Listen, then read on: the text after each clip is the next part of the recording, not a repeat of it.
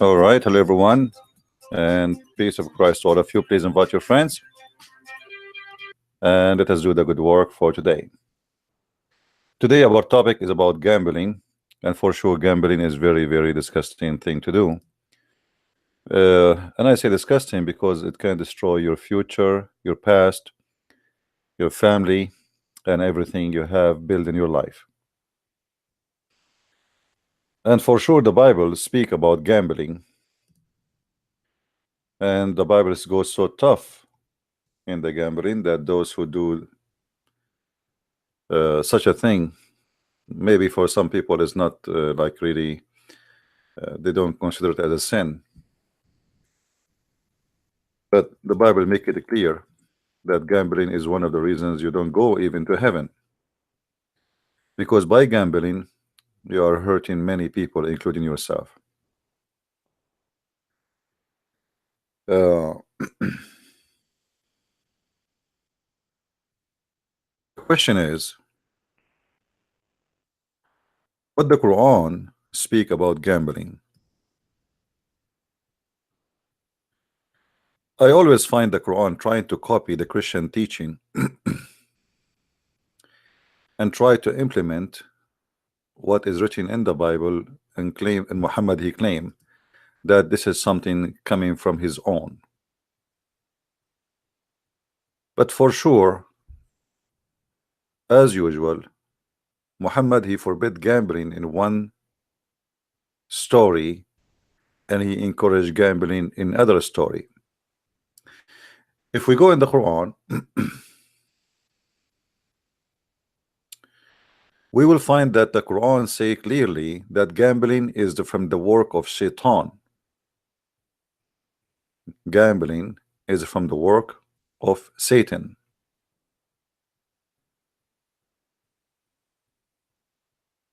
And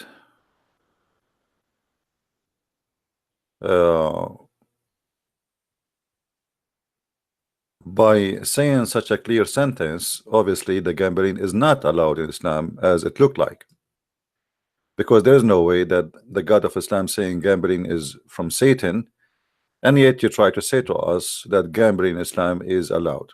That will not make sense, right? The fact gambling in Islam is what Islam is about.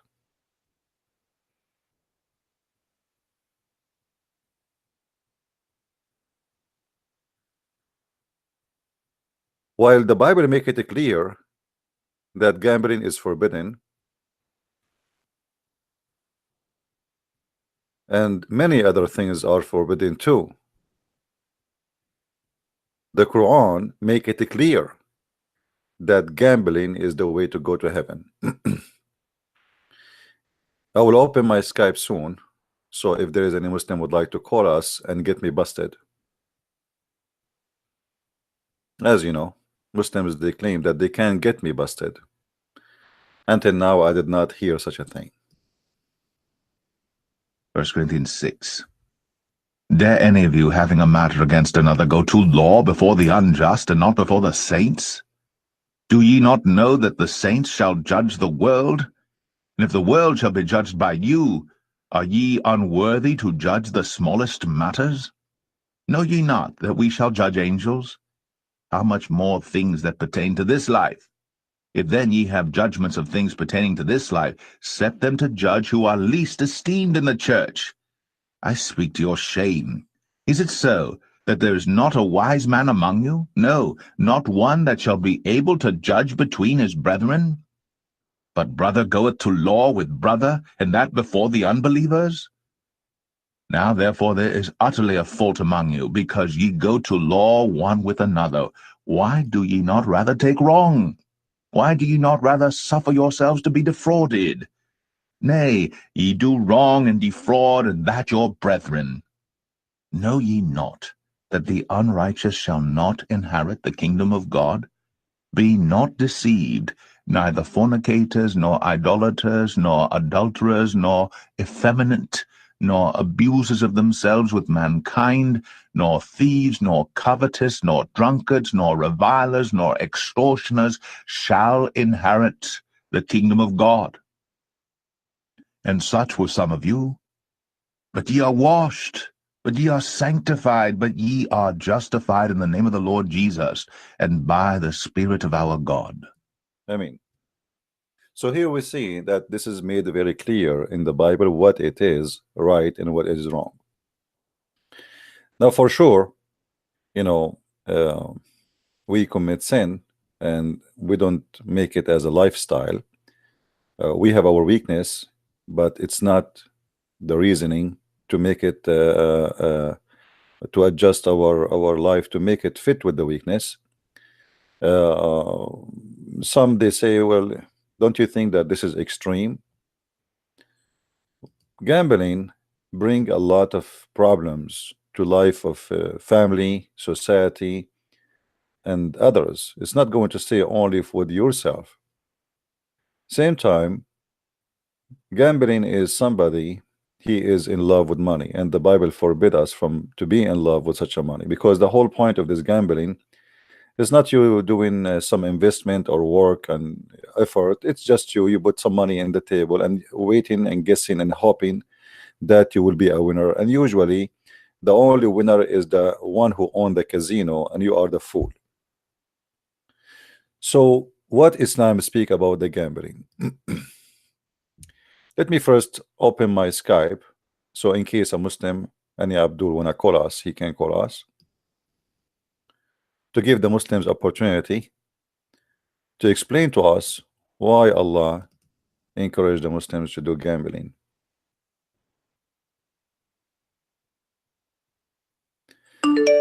Now, in order to make Muslims get us busted, we have to give them something. I just said Allah encouraged gambling. So a Muslim now will call me and he will quote for me a verse from the Quran saying, oh, let me show you. The Quran says you don't do gambling. Who is a Muslim when I do that?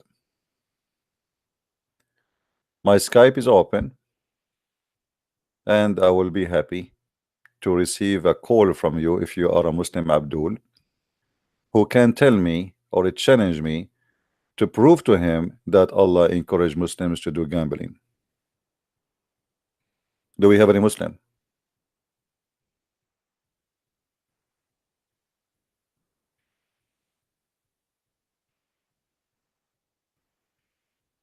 Any Muslim would like to call? I want to apologize from all those who send me messages in Skype saying hello, God bless you, CP, not to answer, because trust me, if you see my Skype now, you will know what I'm talking about. It's endless. So I want to say thank you very much for the message you send me, and God bless you, and I appreciate your support. But forgive me if I don't answer you in Skype. All right.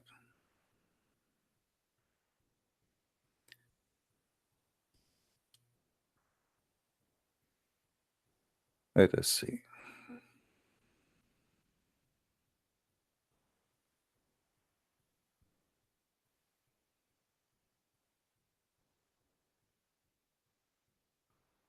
A person from Nigeria, he want to discuss with me. He is a Muslim and he want to prove to me that Allah and Yahweh is one. I mean, Allah and Yahweh is one, but we cannot find Yahweh in the Quran. That's a good one. Allah and Yahweh is one, but Allah, he teach a very bad, filthy ethic. As you see, the Bible teaching that, you know, even small things can take us away from the kingdom of God. When the Prophet of Islam even allowed the women to sleep around, as long as she don't have witnesses that she committed adultery, she is not an adulteress. And adultery in Islam is not adultery in the Bible, and theft in Islam is not the theft in the Bible, and the stealing in Islam is not the same as in the Bible. Everything, the Muslim, maybe they share same words, but they don't have the same meaning. And not to forget that the God of Islam himself is not a spirit, and our God is a spirit. So how we can have the same God? That is a very stupid, naive statement from a naive person. If we have the same God, at least should have the same nature. The God of Islam is a physical being who is not a spirit, and he has no spirit. So when a person he says such a statement for you, laugh and say to him, isn't it your God is not a spirit? If he say yes, my God is a spirit, tell him go and check in Google. Will take you 2 seconds and you will find that you are a fool. The heaven is not the same heaven. In the heaven of Christians, we don't have sex and porn. In the heaven of Islam, we have nothing but porn and sex and long penises. So to have the same God, we have to have the same heaven, the same God, same nature of God. The God of the Christian is the Father, the Son, the Holy Spirit. The God of the Muslims, he is not. Even in the Old Testament, God and his spirit above, when he created the world in the first chapter of Genesis. So the first verses in the book of Genesis confirm that God is and he has a spirit, while the whole Quran confirmed that Allah is just a physical being. He have a leg, he have a hand, he have 2 hands in the right shoulder, and he don't have a spirit. So we have totally 2 different God, not only 2 different names. So the silly who says that we have one God is a very silly person. He is a comedian, but in the wrong stage. Now we go back to our topic. Who is the Muslim wanna call me and explain to me how gambling work in Islam?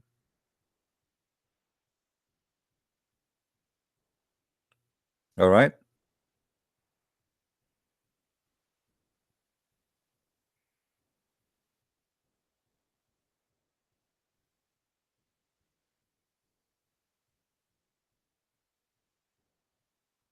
Anyone?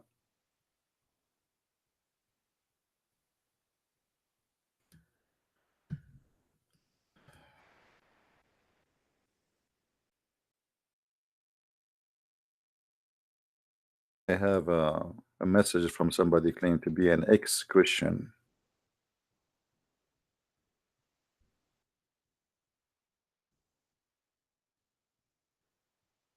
Let us see.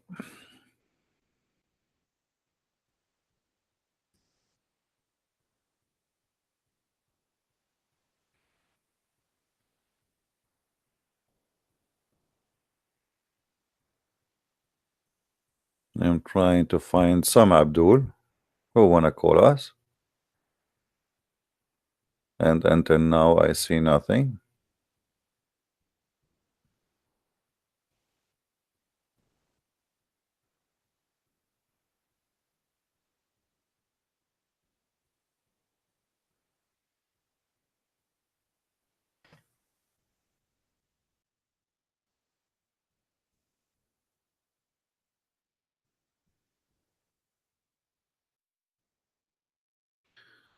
Too many texts in Skype.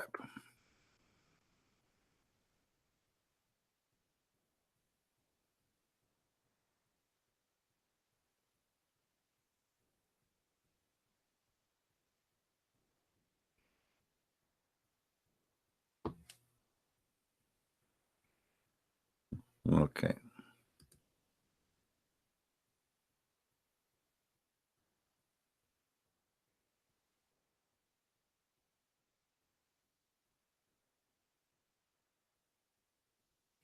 I don't know how I can read all those things here. It's endless.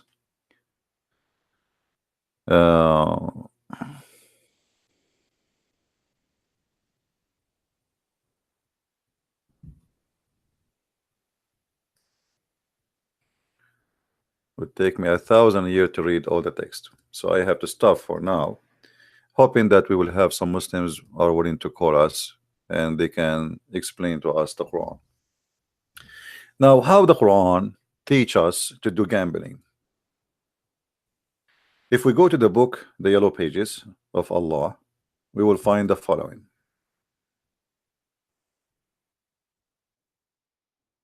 If you remember, after the debate between Mimi Hijab and David Wood, Mimi, he made a video quoting a verse from the Quran.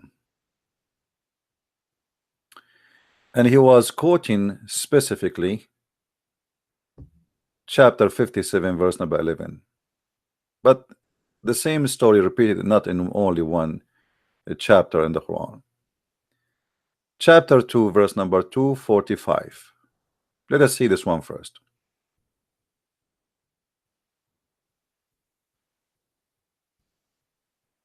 You will see in this verse, the God of Islam is asking the Muslims to make a bet on him, gamble on him.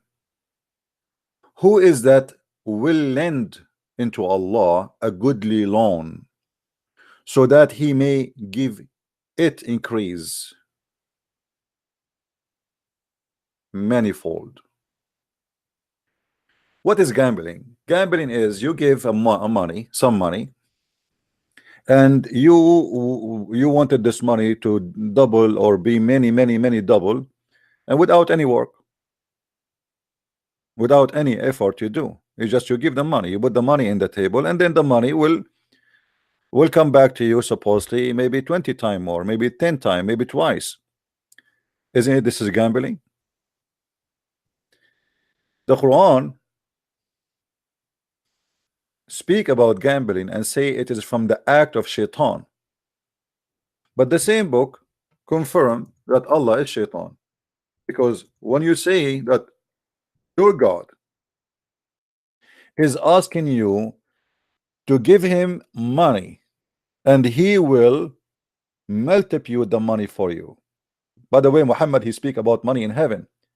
He said that in the heaven of Allah, the poorest person, he will be 10 times richer than any king in the earth.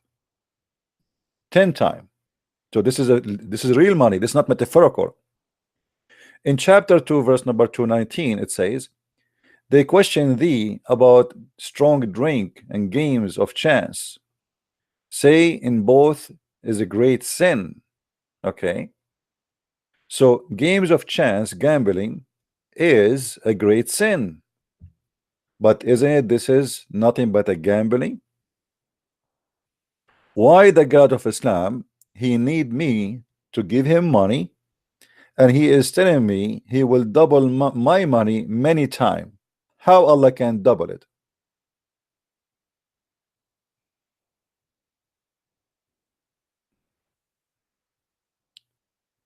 And notice here, all what you need is just to give the money. So in one verse says, in the same chapter, that gambling is haram, but in the same chapter it says you can gamble on Allah. You can gamble on the God of Islam. And here Allah is saying to you, Allah will double it for you many times. Who need money? God? How in the world Allah, the God who created supposedly the universe, asking, begging for money, says who wanna lend Allah alone? Who wanna give Allah alone?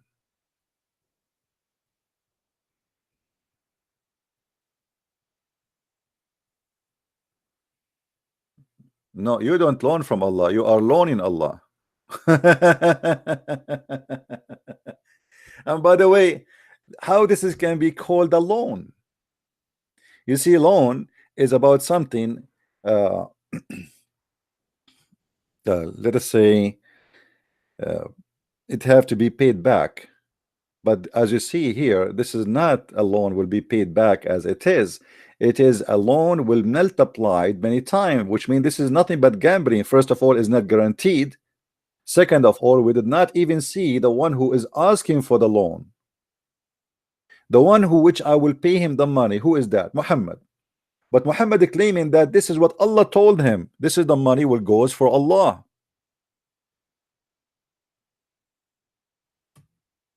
A Muslim saying to me, this is a charity. What is charity? There is many verses in the Quran speaking about the charity. There's tons of verses in the Quran speaking about charity, and the charity in Islam is a joke. You attack the Christians, you take their money. Muhammad, he took from the fifth of every attack. Is that a charity? You force the Christians to pay jizya. Is that a charity? Even Muhammad, he said, you cannot even meet with me unless you pay me. Is that a charity?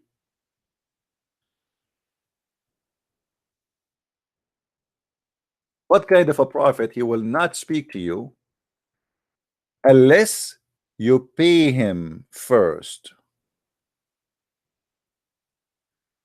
Is that really a charity?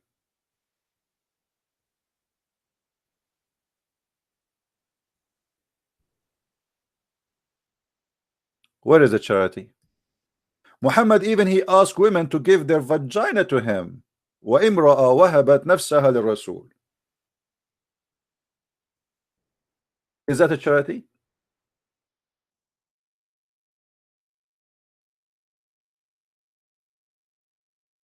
Have you ever heard of somebody cashing vagina? Take alms of their wealth, wherewith thou mightst purify them, sanctify them, and pray in their behalf. What kind of God? He say, if you pay him, I will make Muhammad pray in your behalf, and that will make him sanctify you. Is that a charity, or this is a scam?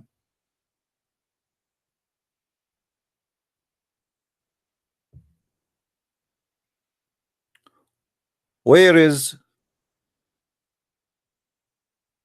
the charity in that statement? Of their goods take alms, that so thou mightest purify and sanctify them, and pray in their behalf. So your God, your prophet, is like a Pepsi Cola machine. You put some coins, he starts saying, please Allah forgive Christian Prince, he just gave me $10. Like I have now a gentleman, he made a donation of $50. So if I am Muhammad, I will say this: okay, you paid me $50. Now I will ask Allah, and Allah, because I am Muhammad, will purify your sin. Since when, if we give a charity that will purify our sin, and the prophet of God will pray in our behalf, which means I don't even need to pray.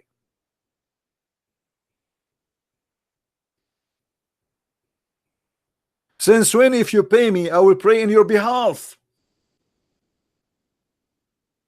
So the gentleman who gave me $50 now, he do not need to pray no more. I'm going to pray in your behalf. Don't go sleep. Go sleep, my friend. You just gave them money. I will pray in your behalf now. Isn't it obviously that this is a scam?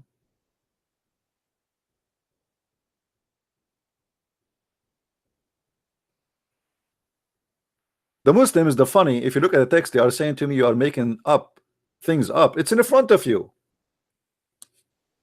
You pay him, he pray in your behalf. You pay him, he sanctify you. You pray him, he purify you. No money, no honey.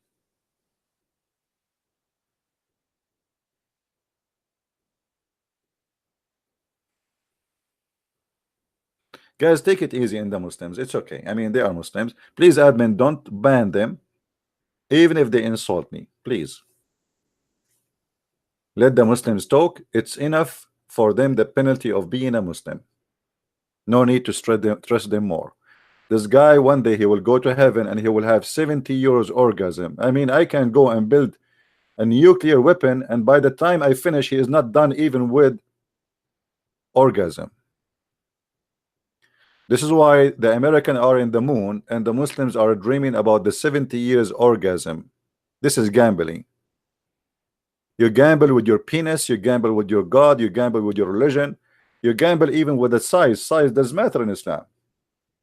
So we give Allah a loan and he promised us an endless penis. But can you prove to me that this is not a fake promise? Can you?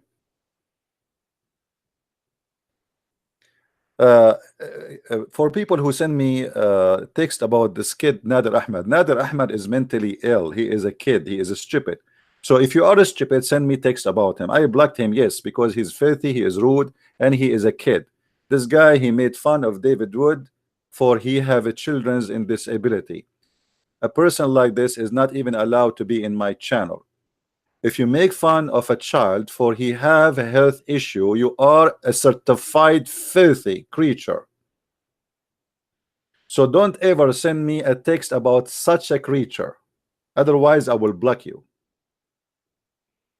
And I will not be surprised if the one sending me the text, it is him, Nader Ahmed himself, because this guy, he have an echo problem. He want his name to be mentioned. So don't be a donkey and don't send me anything about him. And don't text me. That's it. I blocked you, even if you are a Christian.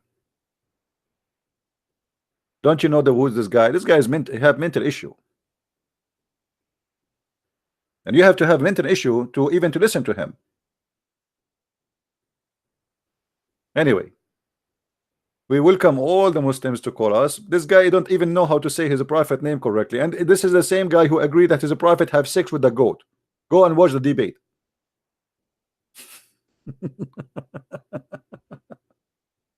Anyway. So when the God of Islam, anyone will text me about anything have nothing to do with my topic, I will block you. Secondly, if you have a question, you text me in the chat. My Skype only for the Muslims. Don't say to me hello. Don't say to me God bless you. Don't say nice to meet you. I am not opening Skype for this. You can say that in the chat. You are just annoying my screen with a stupid text have nothing to do with my topic. Can't you say to me God bless you in the chat? I mean, do you have to say it in Skype? Skype is only exists for a reason, so Muslims can call me. As simple as that.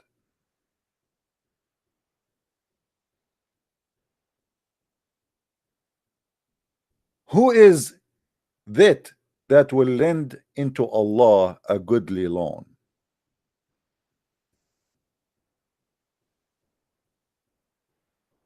Who is a Muslim when I call us and tell us how we can lend Allah a goodly loan? Anyone?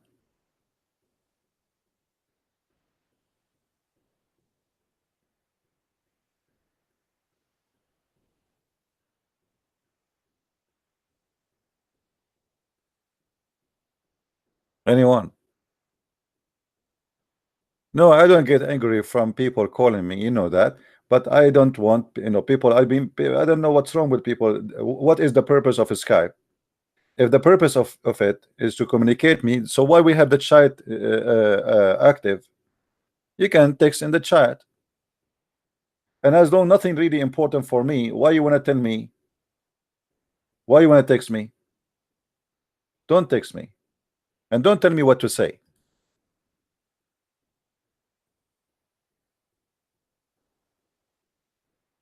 Call me, don't run away. Okay. We have a Muslim, he wanna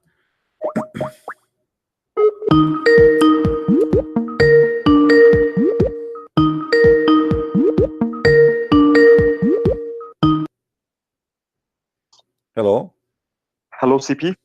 Yes, Hello, Abdul, yes, how are hi. you? Yes, thank you. I'm fine. You? I'm all right. Yes, So you CP, I are want to talk so about. you are Abdul from Pakistan. Yes, but no, I'm not Abdul. My name is not Abdul.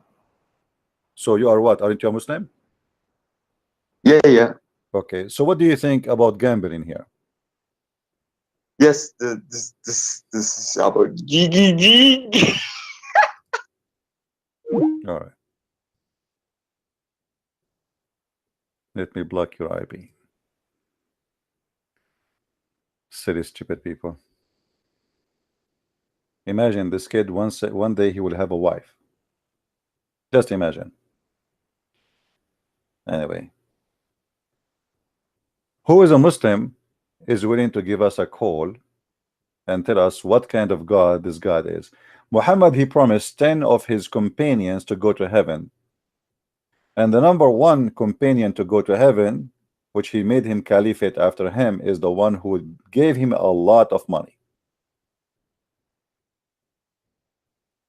You see, when they have elections in many countries, including America, if you are a businessman and you donate to Donald Trump, if Trump he won, he will give you an offer to be an ambassador for him, let us say in England or France or Japan. What do you like to be? That is in return for your donation. He cannot pay you back money, but he can give you a job which is, you know, very important.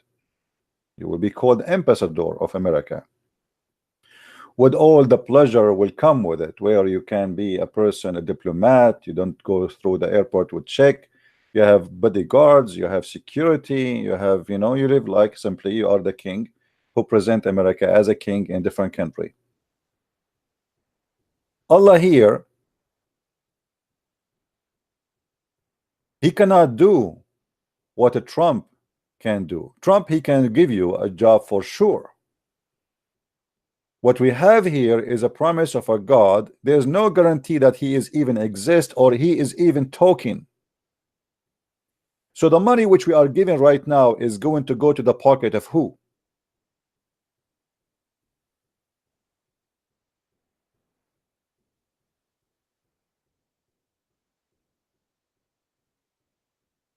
Any Muslim?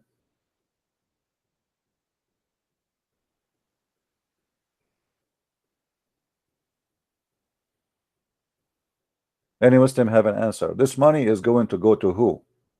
Do Allah cash money? What kind of God he is begging for money? Give Allah a loan. And you will notice that this God, he continue repeating the same statement all over the Quran, not only once, not only twice. Chapter 57, verse number 11.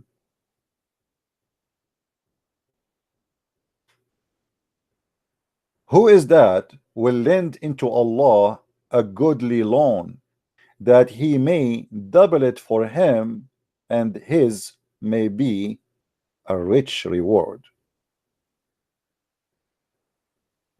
We are talking about God. You see, charity is something, and such a begging for money, claiming that this is going for God, is different story. The Muslim, they claim that Muhammad, he was a very, very poor man, which is, I find that very funny. Muhammad, he have 13 wives, he have tons of slaves, women and men, and yet he don't have money. Poor guy. Can you afford to have 13 houses and 13 women, and they have their, each one of them, she have many maids? Can you? What is the budget I need to have in order to have 13 houses and 13 women, and in every house I have maids and slaves, male and female, and I have to feed them all and take care of them? Is that where the loan of Allah will go?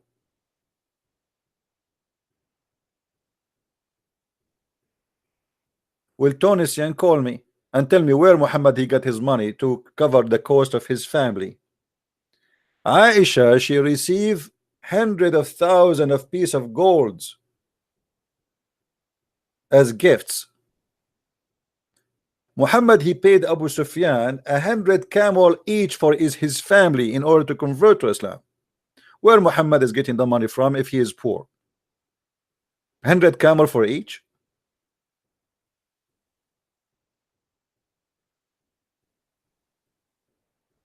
And gold and silver? Where the money is coming from?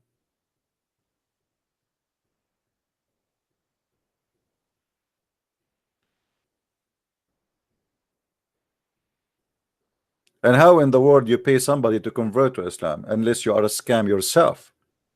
Imagine Jesus paying someone to say, I believe in you.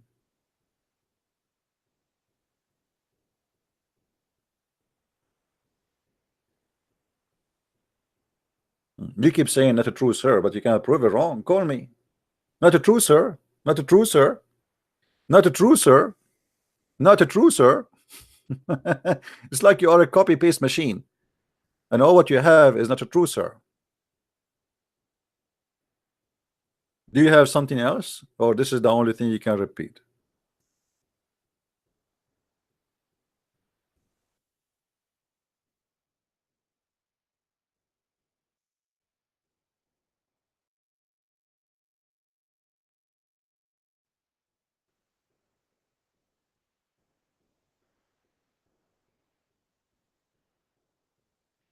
Any Muslim?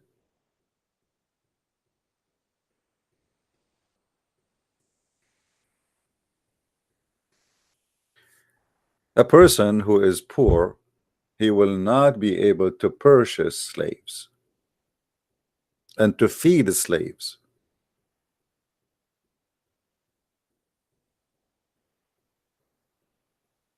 Any Muslim can explain to us what's going on.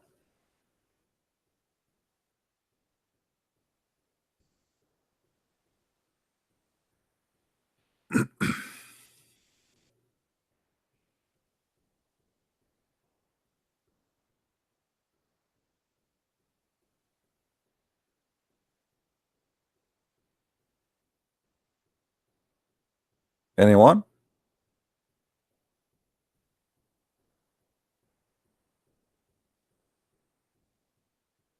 So gambling in Islam is everything. Islam is based on gambling. You are giving your money, guessing that you have a God who is going to tempt you by doubling the money back to you. And here we ask the very funny question: how in the world Allah will pay you by making your money double? Is that something you will receive in the heaven? Any Muslim?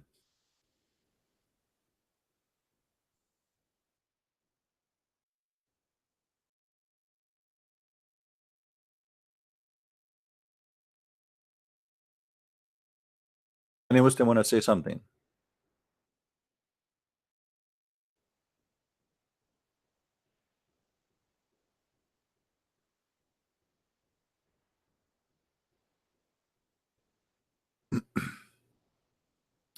Let me see if I can find you the hadith about the you will be richer than 10 kings in the heaven of Allah.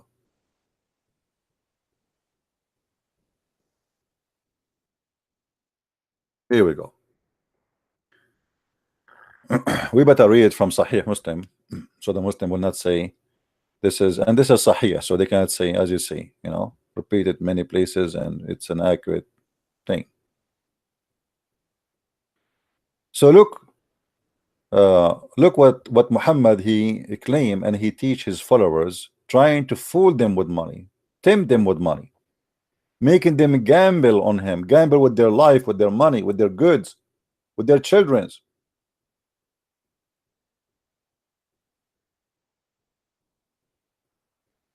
And again,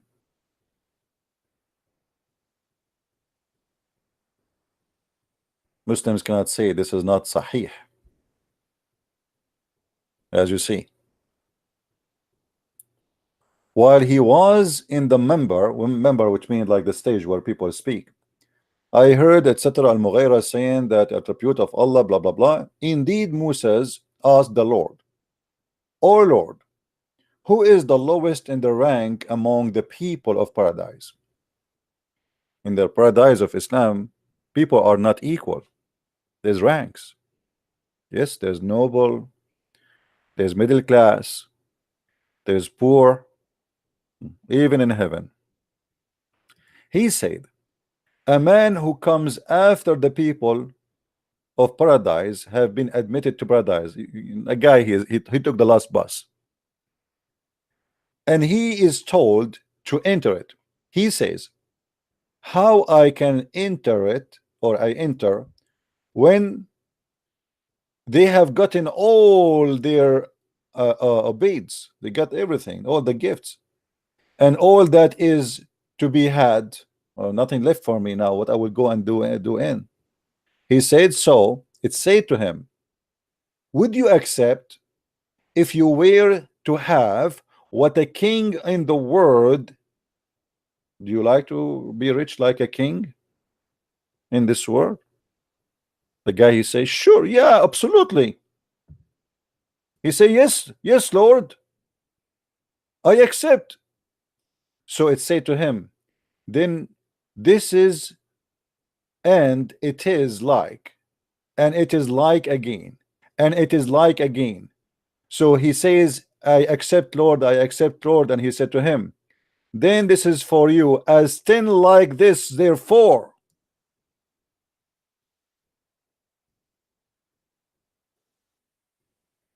Do you see it, Muslims? Isn't it? This is a gambling. What kind of God he is promising me to be 10 times more rich than any king in the earth? What I would do with money in heaven? And what the point of being 10 times rich than a king? I will buy a Lamborghini there.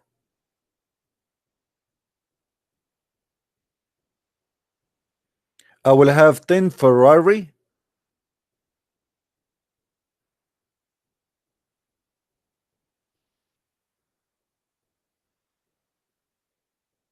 What kind of God? He is seducing us and tempting us by the money so we can believe in him. I will be 10 times more rich than any king in the earth. And here you notice how Muhammad, the fallacy of Muhammad, how he tried to fool people by saying to them, even Allah, he is discussing with you. Imagine this, you are in the door of the heaven and Allah sitting in the front of the table, and he said to him, Allah said to him, enter. The guy, he said, enter to do what? People, they enter before me and they took everything, because Muslims are people who they don't leave anything in the ground. They will swallow it all. So the guy is saying, I'm late. So Allah, he said to him, would you accept if you were to have what a king in this world? Look at the negotiation now. This is like a timeshare dealer in Las Vegas. They try to scam people. They say to you, I want to sell you, you can stay in this hotel for 2 weeks, a year, and blah blah blah blah blah blah blah blah blah blah blah blah blah blah blah. Do you like to have stay in the most fancy hotel 2 weeks, a year, and then they suck your blood for the rest of the year?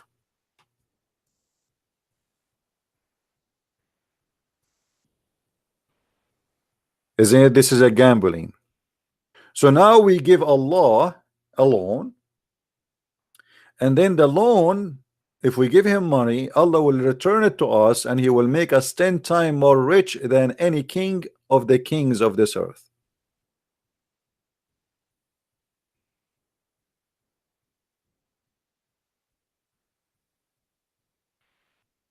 What Muslims have to say? And not only that, the deception goes far and says here, indeed, you shall have this, and whatever your soul desire, and whatever delight your eyes. Here Muhammad, he made a big poo-poo. Anyone understand why he made a big poo-poo?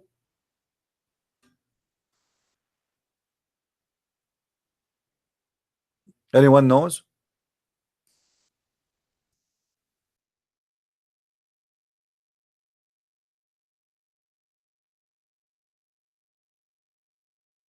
Big, huge poo-poo.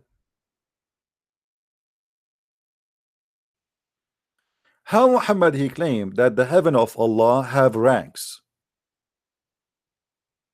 and everyone who go to a rank which fit with his deeds, and then you say to the lowest man, whatever you wish.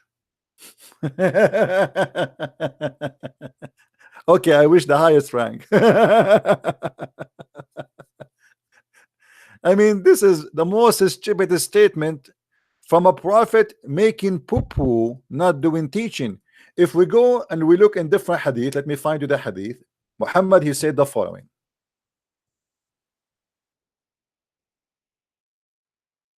Let's see.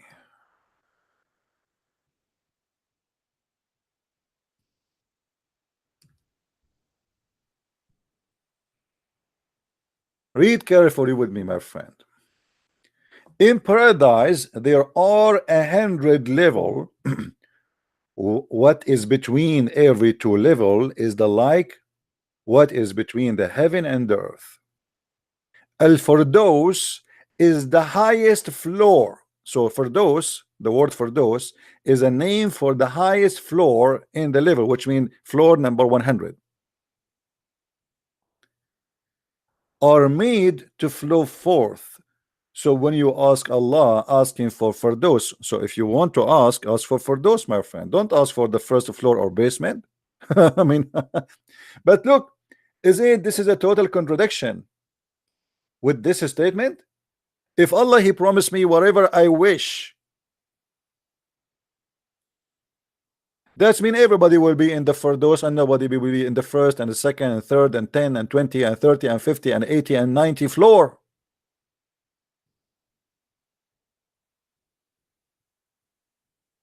Are we following, people? Are you with me, Muslims? So how this can be from God? You are gambling with your belief, with what you call deeds, investment, giving Allah alone to receive this. But obviously, this can't be true.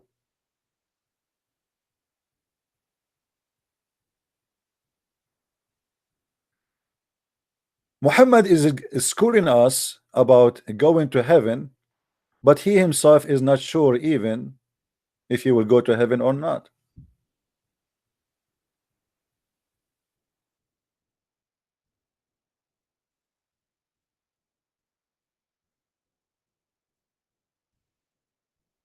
Read carefully with me. None amongst you would attain salvation poorly because of his deeds. Hold on. None of you will attain salvation because of his deeds. So what do you mean about giving them give money to the prophet so he will purify you? Guys, you remember? Isn't it you who said take of their goods and take alms? Isn't this a deed? So you purify them and sanctify them? Is it you who says the one who gave Allah alone, he will go and Allah will double it for him, and he will take him to heaven and he will make him 10 times more rich than a king? And then you say to us that your deed will do nothing. Hello? Your deed have nothing to do with going to heaven. Read carefully. None amongst you would attain salvation purely because of his deed. A person said, Allah messenger, even you thereupon he said, yes, and not even I, except that Allah warps me in mercy. Even Muhammad is not sure he will go to heaven. Do you see it? So all the deeds Muhammad he was fabricating in the Quran and in many other hadith about giving him money, giving him your wealth, giving him your farm, giving your children to go and fight for him. This is all deeds of life, but deeds will not take you to heaven.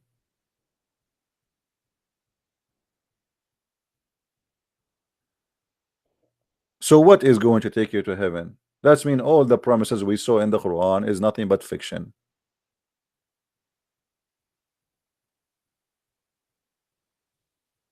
Right?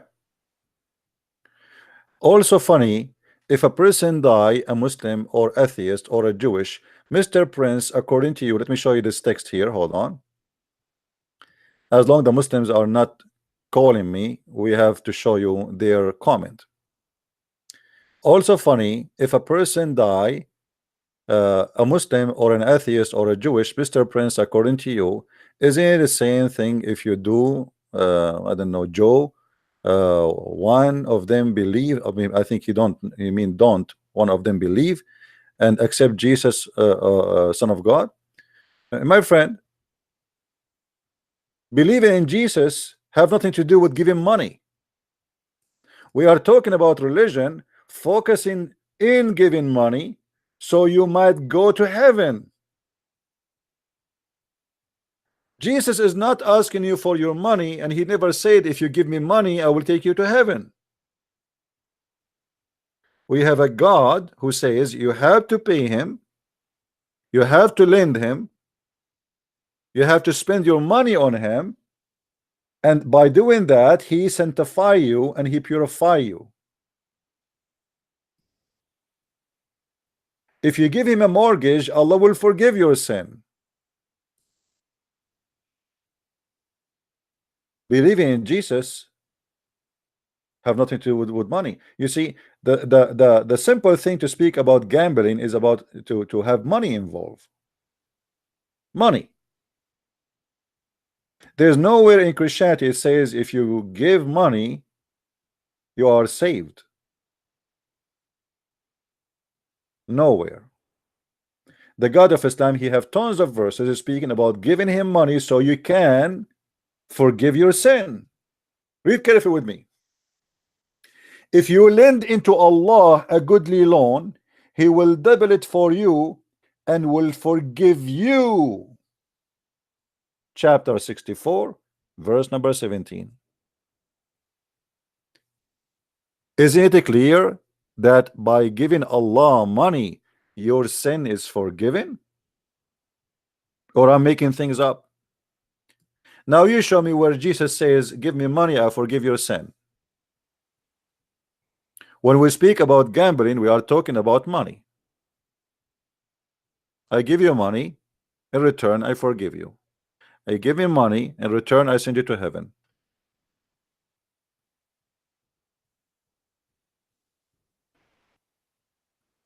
Don't you see it? I don't say things without proof.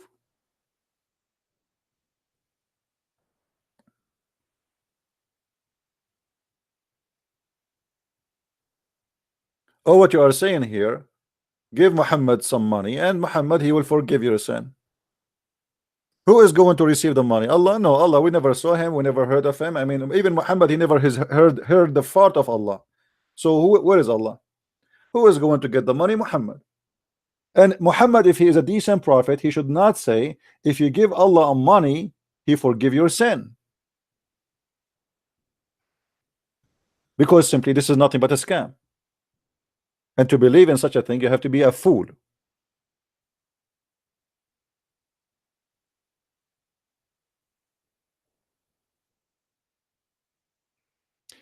Be careful in the text. Anyone attack the Catholic, I will ban you from my channel. I don't like stupidity in my channel. Catholic are Christians. And there's many people, they practice a scam from all the churches. They are the same as Muhammad. So don't go there. There's many like Muhammad. Jesus said, many they will come to you in a clothes of sheep, but they are wolves. So they collect donation from people. They ask them to call, you know, you open some, they call them Christian TV, the same as Muhammad. They are Muhammadan actually. They are Muhammadan, but they claim that they are Christians. Call right now. Call right now and receive the blessing of God. Call now and make a donation. I mean, this is a scam, obviously. That is Islam, as you see in front of you. So those scammers can be exist in many churches. This is not about Catholic or Protestant, or there's many men who worship money and they try to fool the naive you to pay him. If you make a donation for me and I say to you, oh, if you donate to me, God will forgive your sin, that's mean obviously I'm making a scam, and you are the fool. And this is exist everywhere in the world. Muhammad is not the only person who practices scam. There's many, they claim to be priests, bishops. They are a scammer like Muhammad.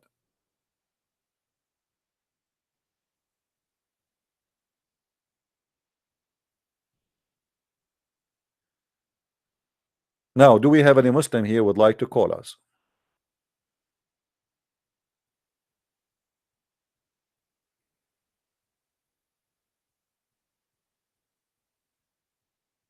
Don't ask me, guys, about what do you think about Shabbat. What do you think about? Who care? Ask him. Go ask him what do you think. You say what you think. Focus with me in my topic, please. You know, we are sometimes like Muslims. A Muslim, they ask, they call the sheikh, brother, what do you think about Nouman Khan? Brother, Nouman Khan, brother, he is a very decent Muslim, and even he take off his shirt in the front of the camera because he like to see the abs in his belly bump. I mean, what is my business with this? Come on. We are teaching here about the cult of Islam, not about this guy and that guy. Focus with me.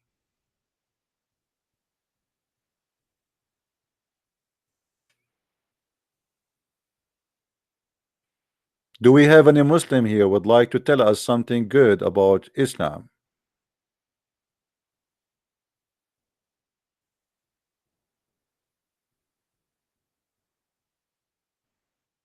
Yeah, I am willing to ban anyone is taking our topic out of the topic. You don't like it, you can leave. This is not a place for a bunch of kids. They want to gossip and talk about this guy and that guy. Here we have a real education. You don't like it, close the door and take the first bus in your way.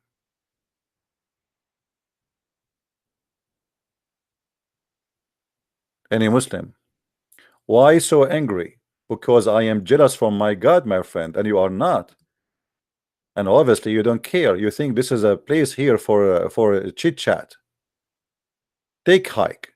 I just ban you for asking me why you are angry. To prove to you that I am not angry, I just ban you because you are taking me out of my topic. Bye-bye. Take a hike. Do we have any Muslim here would like to call us?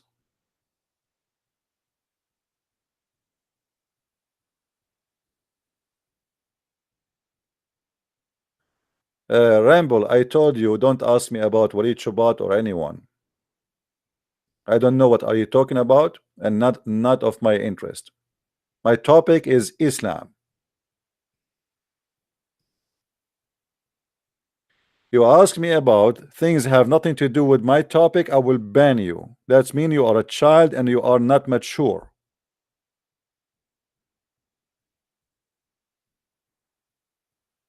If our class is about mathematics, don't ask me about biology.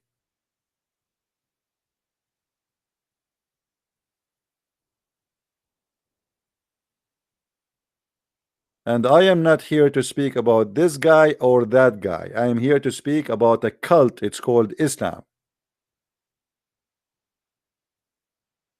Do we have any Muslim have something to say? Why you need to give Allah money in order to forgive you by paying him?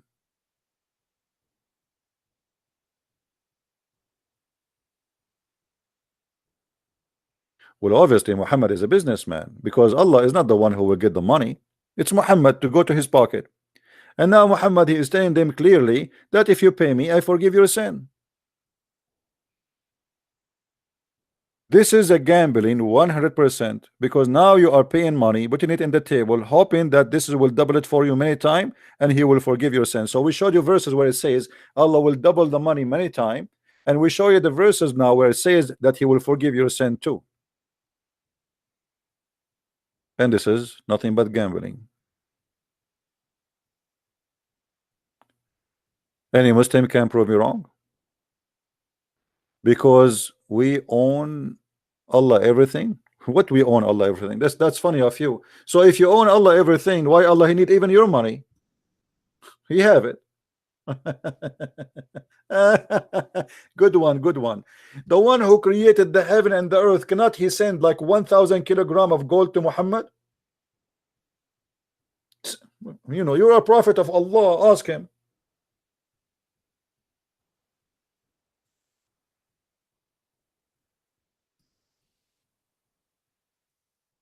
Thank you.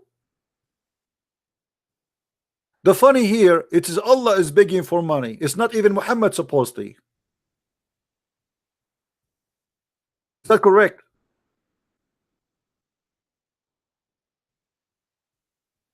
You see, you Muslims, you are praying to Allah 5 times a day, and look what happened 2 days ago. Millions of cockroaches and locusts, they attacked the Kaaba and Mecca.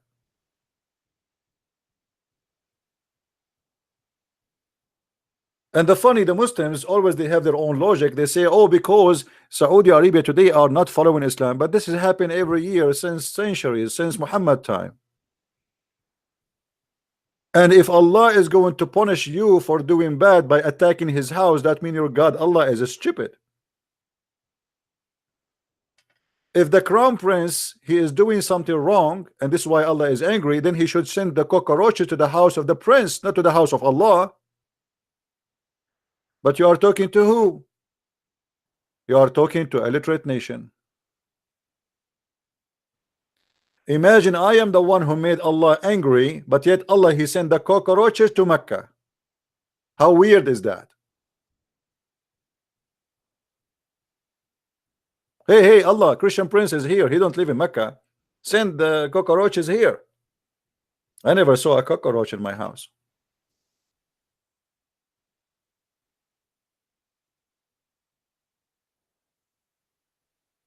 You Muslims are being silly. Your God get upset from you, so he attack his house. Isn't it the Quran in the chapter of the elephant? Allah says that Allah he sent an army of birds to defend the Kaaba. Well, send the birds to eat the cockroaches. Can't you? And instead of giving me a speech about protecting the Kaaba by sending birds, where is the same birds? In chapter 105, at the end of the Quran, it says there is a chapter is called the chapter of the elephant, which I find it one of the most funny, stupid chapters in the Quran. Who in the world want to believe in such a garbage? That there's an army of elephant came to destroy the Kaaba, and Allah he sent F-16 birds, and they are carrying rocks. And not only that, they aim, and the rock fell in the top of the head of the elephant. Bingo. Why you are buying the AWACS? Why you are buying etc.? Here we go. You have the flying birds of Allah. What about we see the birds coming to save the Kaaba from the cockroaches and from the locust and from the what they call them? Crickets? They call them crickets?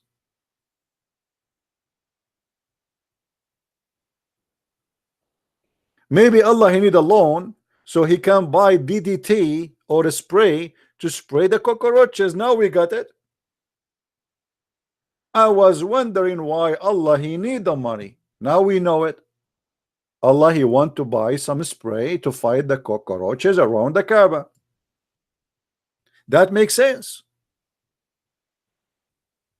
The locust, am I saying correctly? No problem. If I don't say it correctly, you know I am an Arab.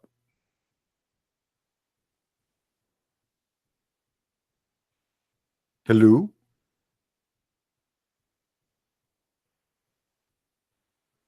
Do you think Allah here is just trying to buy some equipment to fight the infection of the Kaaba?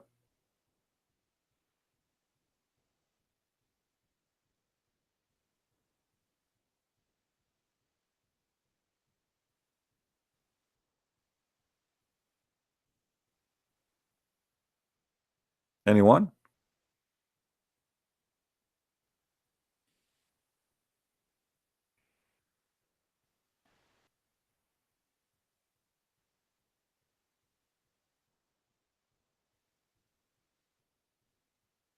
Hello? As you see, Islam is based on all of it is based in gambling. When Muhammad he said in the hadith that there is no guarantee for you to go to heaven, and it's gambling, even him he is not sure. Actually, Muhammad he said in different hadith something is more funny and more crazy. Look what Muhammad he said.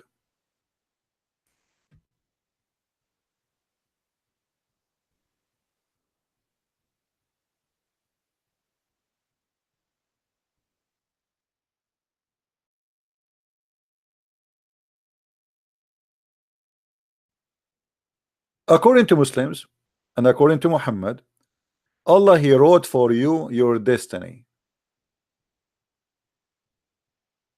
Allah wrote for you your destiny. So you are spending your life doing the act of people who go to heaven, as you see with me in the screen. Read with me carefully.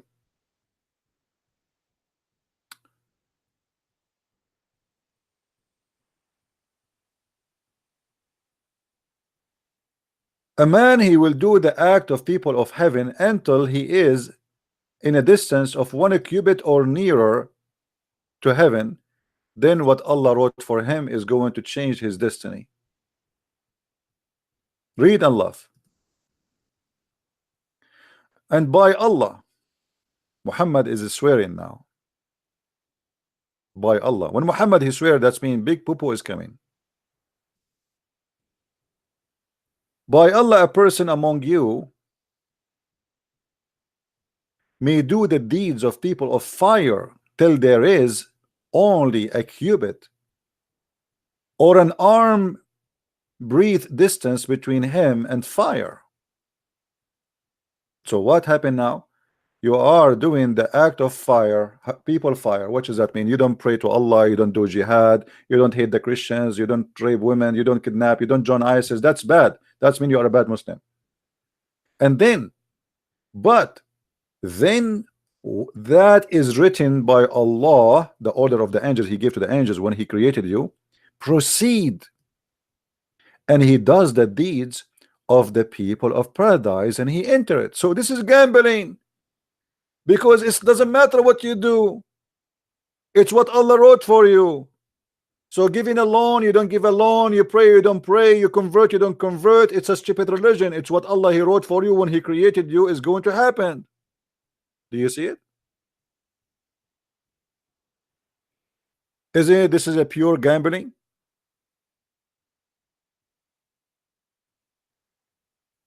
So why you want to give your money to Allah if that will not help anyway? What is written by Allah is going to change. And look what Muhammad, he proved my point by continue saying the following. Read carefully with me. Muhammad, he said, not me, because now the Muslim they say, oh, you are making things up. Muhammad, he said, and this is Sahih al-Bukhari, as you see, Abdul, not my statement, and this is Sahih. All right. Muhammad continues saying, and a man may do the deeds of people of paradise till there only a cubit or two between him and paradise,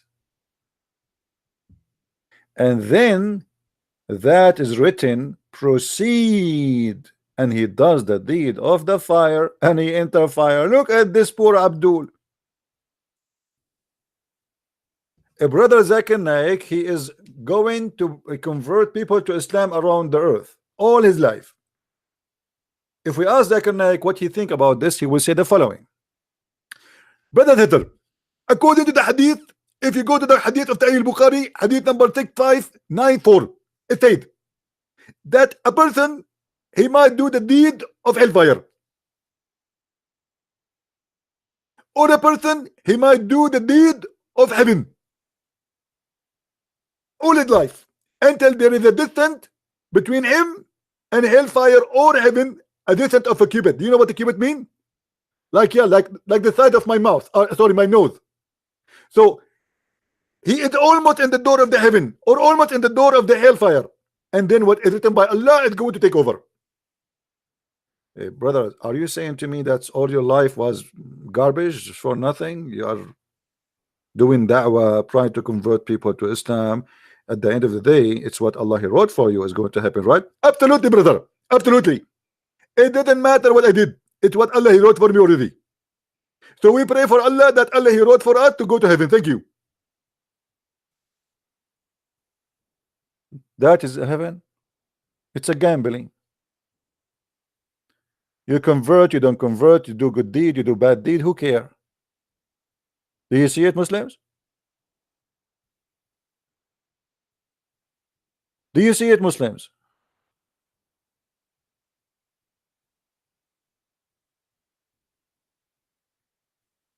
This is a religion. Las Vegas is better. Las Vegas, at least if you play card, you have a chance of 4 to 52, right? How many card the card? 52. You don't have a chance at all. This is gambling, pure gambling. There's no chance at all, because here you don't know even what's happening. It's what Allah he wrote for you already. It's not what you do, it's not how smart you are, it's how you play. It doesn't matter what you play. What matter is how Allah play. In this game of gambling in Islam, the only one he play is Allah.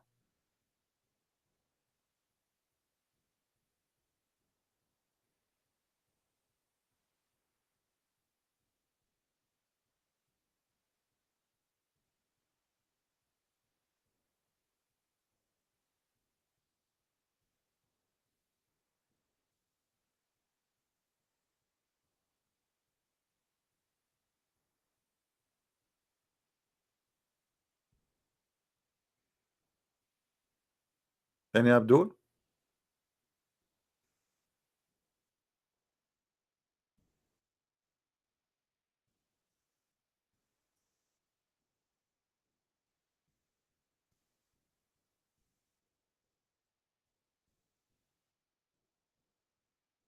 Who's Abdul?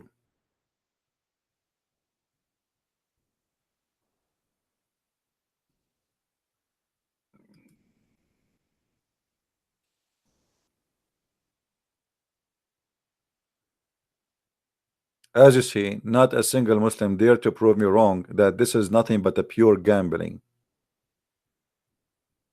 There's no salvation in Islam. There's no guarantee, and there's no point of doing even bad deed or good deeds, because it doesn't matter. You do bad deed, you do good deed is not really what that will make you go to heaven. It's what Allah He wrote for you. How stupid this cult is.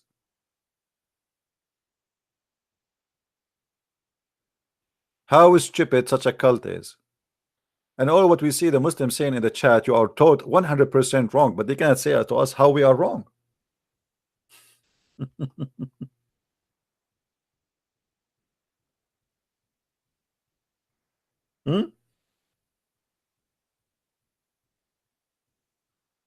How we are wrong.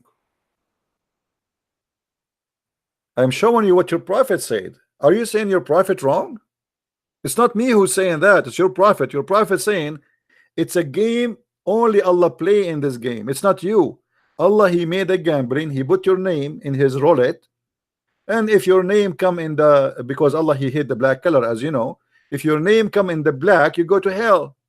If your name come in the white, you go to heaven.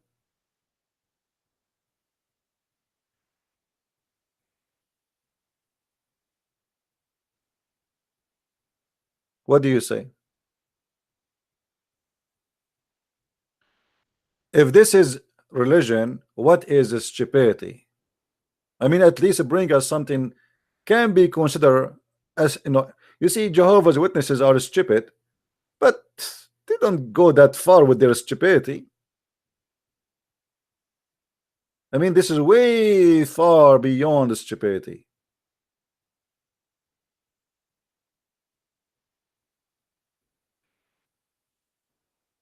Any Abdul?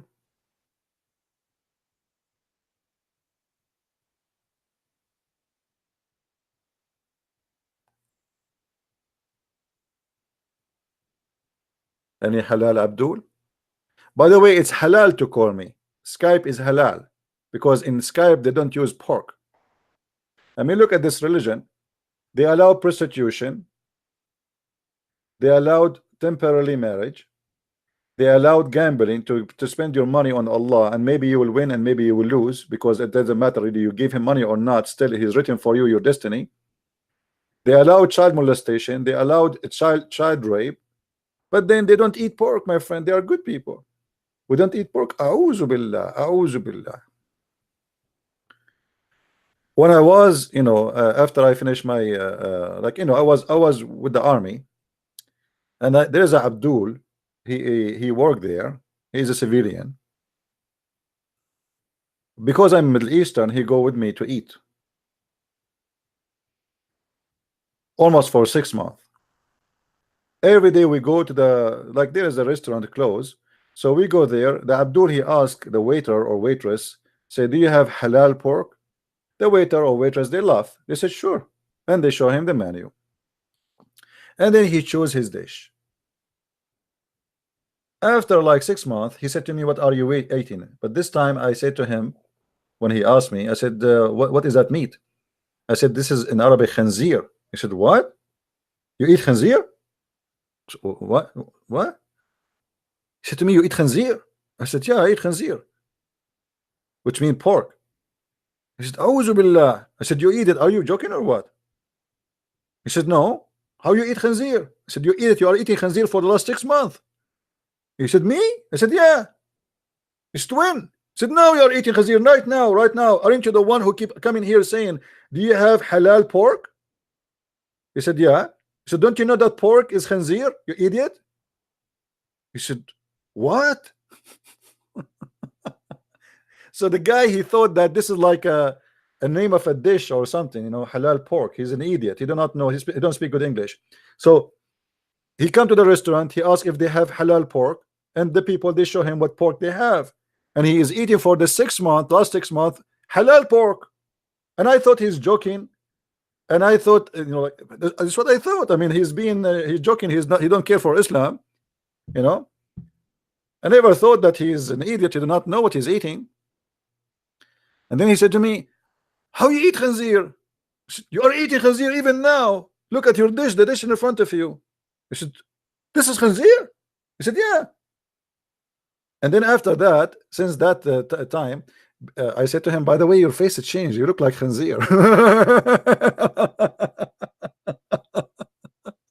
By the way, brother, your lips look like weird. You know, since you start eating khanzir for 6 months, look at you. Your lips has changed. Your nose, even your nose look different now. I mean, what an idiot. So they do all the crazy stuff in the world, yet they claim that they are good because they don't eat khanzir. Look what the Lord he said. Is not what go in your mouth make you dirty, but what come from your mouth. That is wisdom. A Muslim woman, she cannot walk alone in the street in Saudi Arabia, but yet nobody there is eating khanzir. So why the woman, she is not safe to walk alone?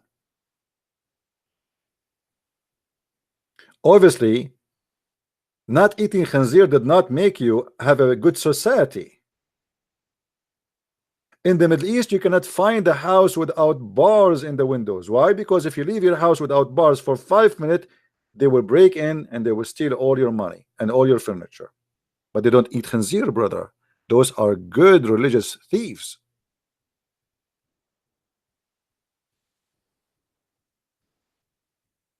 So the Muslims, they school us about ethic and what is right and what's wrong. But if you go and live in their countries, nothing right there. Even the grocery store is a scam.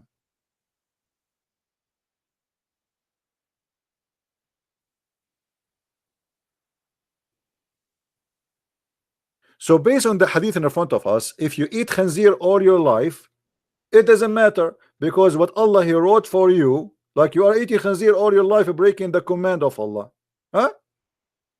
And then almost you are in the door of hell. That then what Allah he wrote for you proceed, and you go to heaven.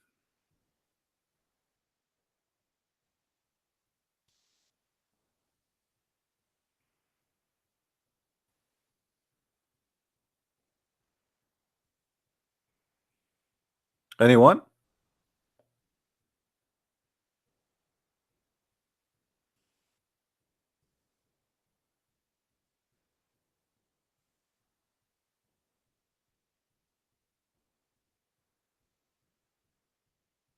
Mayday, Mayday. Any Muslim? Yeah, for sure it's haram to call me, for sure, haram.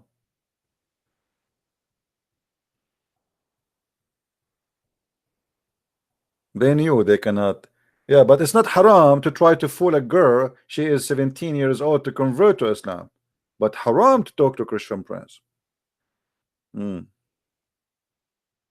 It's not even haram to sleep with the women. She go to the bar, even if she eat pork.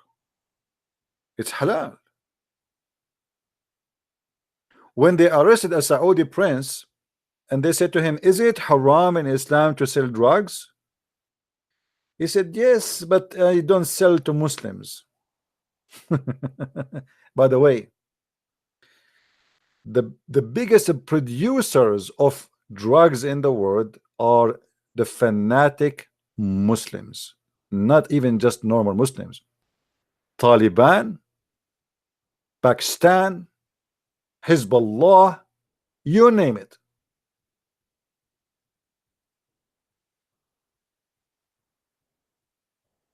Actually, more than 90% of the fund of Hezbollah is coming from drugs.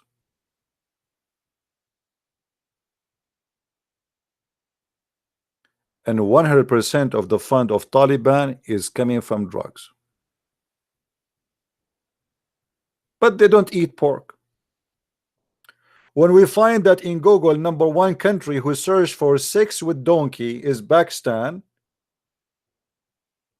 and then we find that the government of Pakistan sending a legal complaint against Christian Prince to YouTube. I mean, can you believe it? A government of a country like Pakistan complaining against and making a legally claim against Christian Prince. I mean, who is this guy, Christian Prince? You are a country, you are Pakistan. I am a threat to the security and the stability of Pakistan. The drugs, my friend, is all over in the country.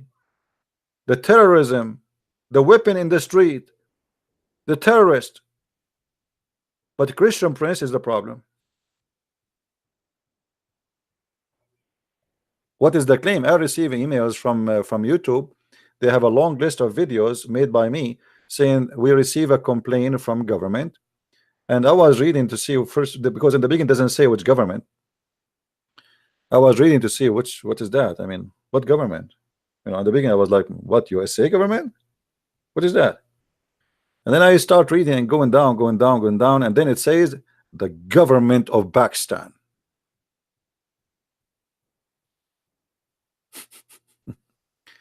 I'm thinking, guys, to go vacation to Pakistan. Who wanna go fund me to go to Pakistan and pay for my funeral there? You can imagine how many beloved Pakistani Muslims will be waiting for me in the airport. Unbelievable. I can guess maybe 10 million, 20 million. Yeah, but somebody have to pay for the funeral. The Muslim, they will not pay for it. It's haram. I mean, after they cut me pieces, somebody have to, come on.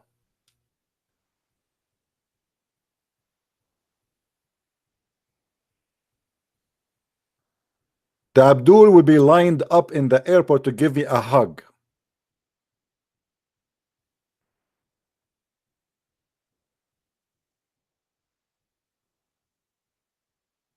This is how weak this cult is. They need the protection of government. This religion, their God cannot do it. What about God? He do something to stop me. I'm doing this for what? Long time ago, more than a half of my life. What about Allah? Do something, kill Christian Prince. Not now. I mean, you are late now. If you kill me now, Allah, don't do it now. Just wait until I finish the. Please, Allah, please finish. What about Allah? He gave me a heart attack right now as we speak. What do you say, Muslims? Because that will be a miracle of Allah if something happened to me right now as we speak. Can your God Allah, the God of the shish kebab, shut me up? Hello? Guys, I have my heart. Yeah. Actually, no, I just saw a beautiful woman walking from front of the window, and my heart started beating for her, the same as Muhammad. My heart flipped for you. And she's married, by the way, like the Prophet when he said to Zainab, she is married. Hey Zainab, my heart, praise be to Allah, the one who flipped my heart for you. I mean, your God Allah, he can make a flip, the heart of Muhammad a flip for a married woman, but he cannot make my heart a flip to stop me from exposing him. Zainab, Zainab, where are you? Everybody waiting for you. Everybody falling in love because you are so big and good for barbecue. Zainab, Zainab, where are you? The Prophet Muhammad crazy about you. He was crazy to the point Allah, he sent a message about you, and he said, don't worry about it. She is going to be just for you. Zainab, Zainab, where are you? That's amazing. God for you. And what make it more funny, that Zainab, she claimed that each time her husband he tried to have sex with her, Allah, he bite his penis. Ouch. I'm so glad I am not the husband of Zainab. Have you ever heard of such a miracle? The poor husband, because Muhammad now he flirt with the wife. Just because Muhammad he flirt with the wife, Muhammad he like her, the husband now he want to sleep with the women.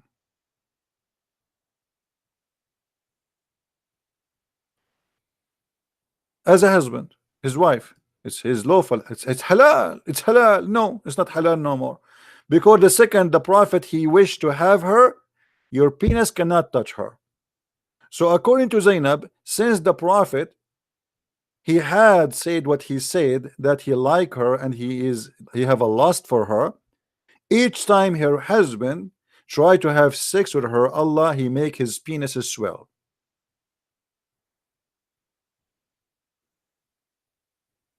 And you are saying to me Muhammad has no miracles? Even his miracles involve the penises of other men. Muhammad, you like your wife, your penis go swell, go balloon. Oh, don't touch it, don't touch it, it's hurt. I told you, I told the brother, I told you, if the prophet he like your wife, your penis will go balloon. And the funny, this is written in their books, written by them, reported by them, printed by them, given to us by them. And then the Muslim they say to you, you are a liar. Who is the Muslim? Wanna call me right now and I will show you the reference.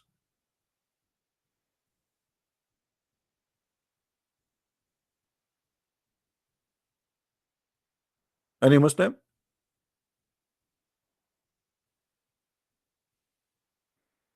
Who is a Muslim wanna call me and challenge me?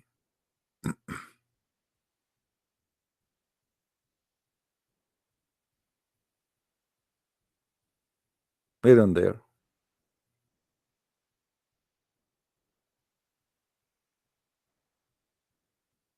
Yeah, we show it many times. As you see, this is very stupid cult, and in order to believe in it, you have to be a stupid fool.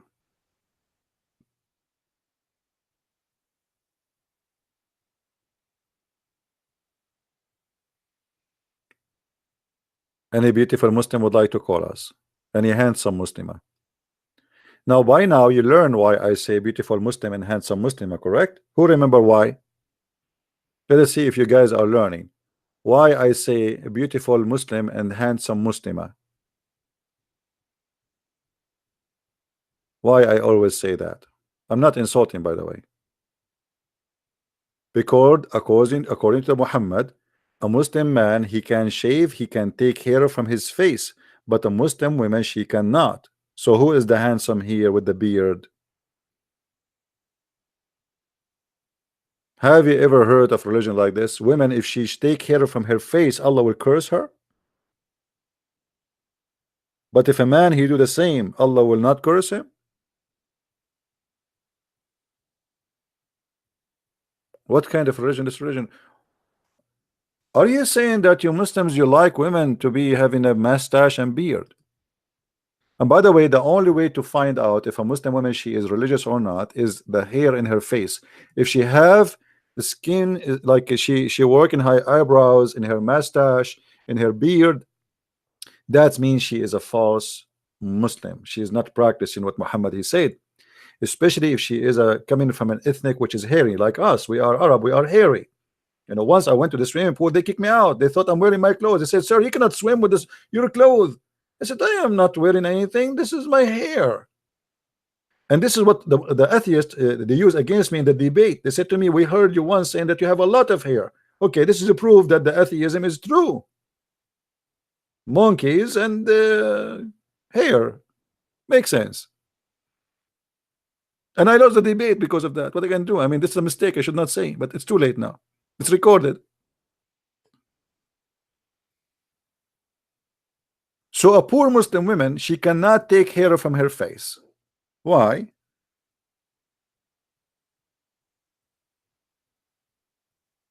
Allah will be upset. Why?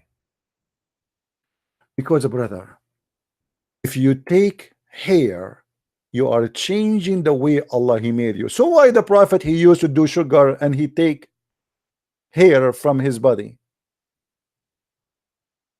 Why Muhammad wives they have, and guys look at this hadith, Why in the word the wife of the prophet? She is reporting to us that the prophet, he used to use sugar wax to clean the hair around his penis. Please CNN. Yes. We have this time not fake news, we have real news. Do you like to publish it? Sorry, we publish only fake news, but this is real news. It's proven by Salama, the wife of the prophet himself. The prophet now, as we speak, he cover his gentile area with wax, and he is removing hair. Are you sure from that? Absolutely.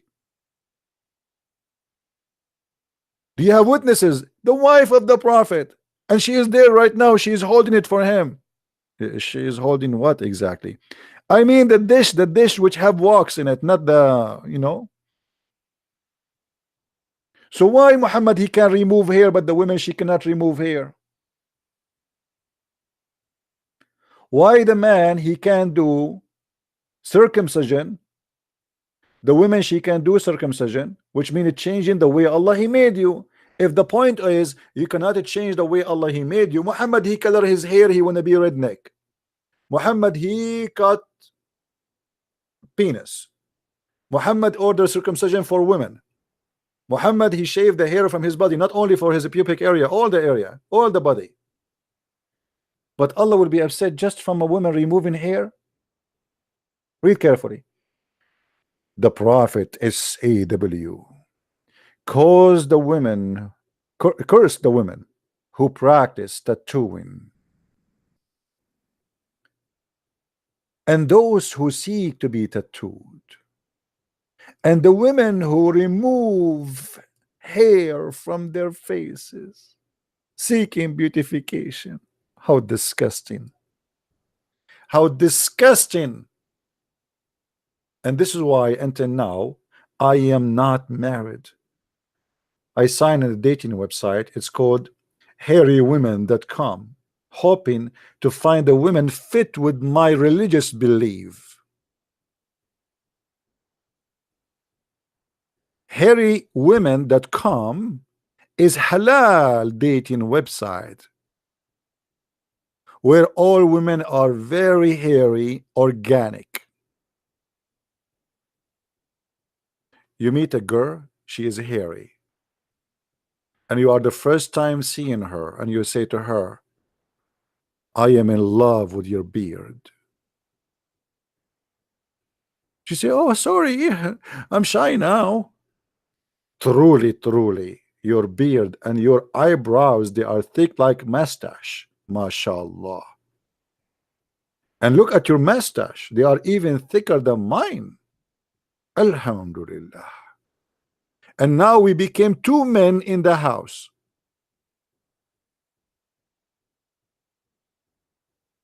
This is a religion?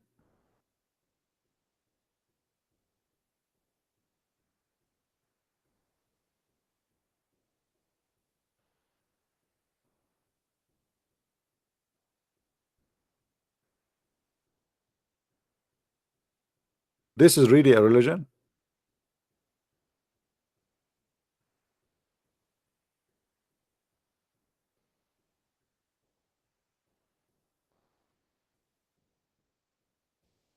What do you think, guys, about the website hairywomen.com? I'm sure some of the Muslims now, they are looking for it. Trust me, not even one Muslim, he want to marry a woman, she is hairy. Hypocrites. I never saw a woman in the Middle East, I don't remember a woman, she have not taken hair from her face. You know, Middle Eastern, we are Middle Eastern people, we are hairy. So not only men are hairy, men and women. So if a woman by the age of 20, 25, she did not take hair from her body, she will look literally like a man.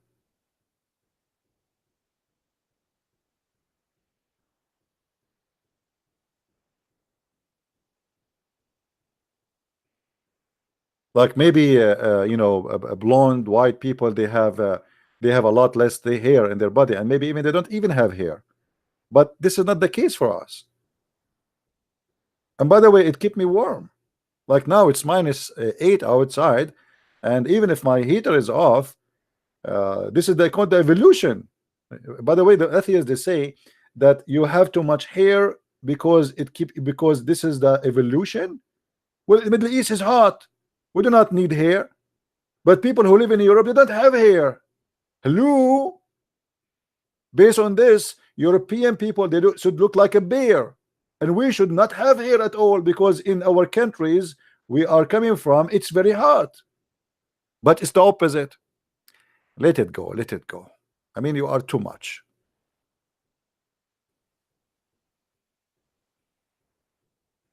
Hmm?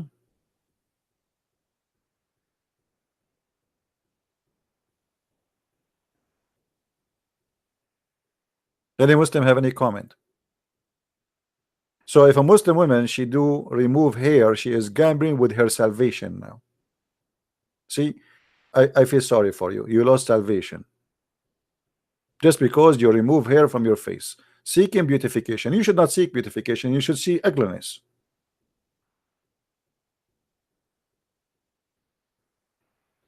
About share? What? I don't know what I understand, client. I don't know what you mean. Do we have any Muslim here?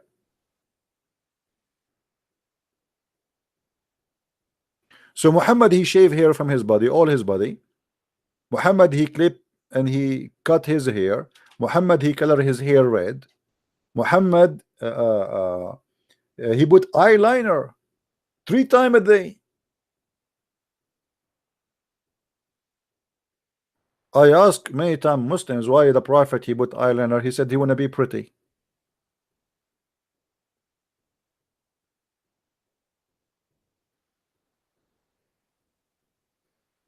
Well, I am so glad that you have a pretty prophet. There's a video on YouTube. It's called The Description of the Prophet of Allah.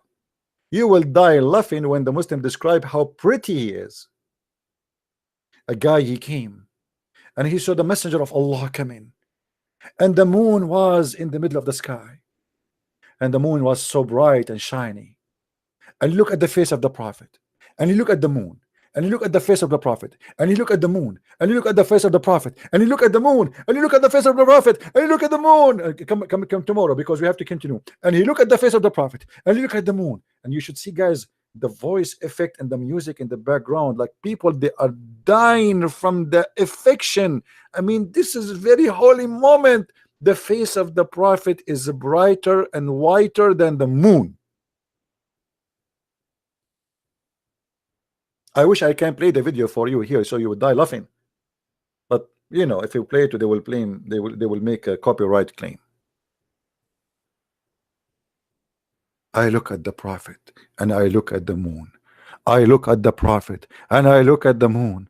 I look at the Prophet. Like, we got it, man. I mean, how many times you have to repeat it? Okay, you look at the Prophet and you look at the moon, and conclusion, please. No. We have to make action. I look at the Prophet. I look at the moon, and I look at the Prophet, and I look at the moon. I look at the Prophet.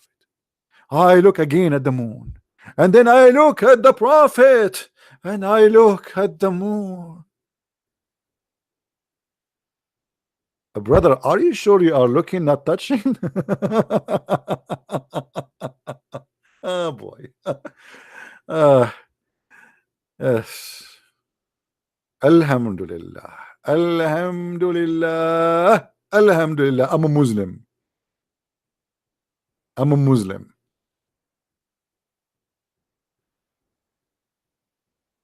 Do we have any Abdul?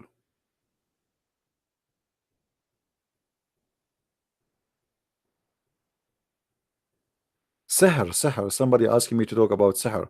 My friend, stay here now. We don't want to change the topic. We're talking about gambling.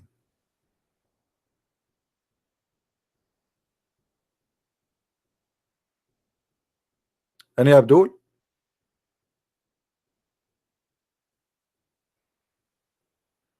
Actually, I'm not going to stay long today. I have some water in my ear, actually, both of them, and you know, I don't feel comfortable with my ears having the headset over my ears. I took a shower, which is unusual for Arab, by the way. We Arab, we take a shower like once a while. I forgot when last time I took a shower. because I'm not used for a shower, so now I have some, like in the shower, some water get in my ears, and I have to go and pray for Allah to dry my ears. Otherwise, I will end to be deaf like Allah. Look, the Muslims are praying to destroy Israel for the last 70 years. Allah hear nothing. Destroy America. Allah he hear nothing. They pray before they attack Israel, they lose. Allah he do nothing. So either Allah he don't have a hearing or he don't have reception. You choose one.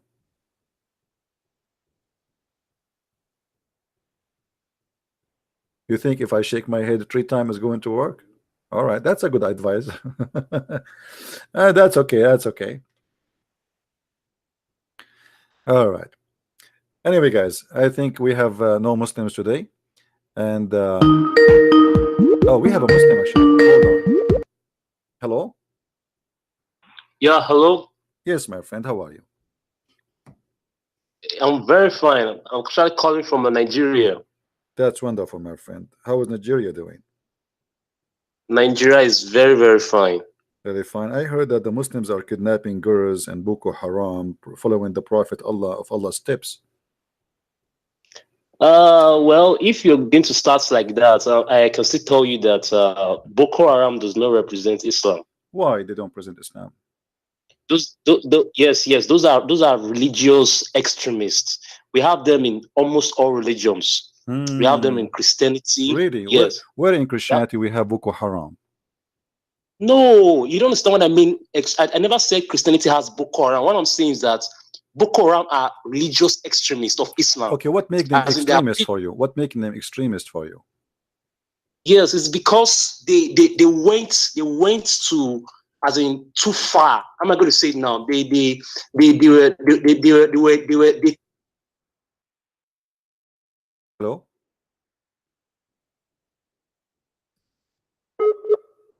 I lost him.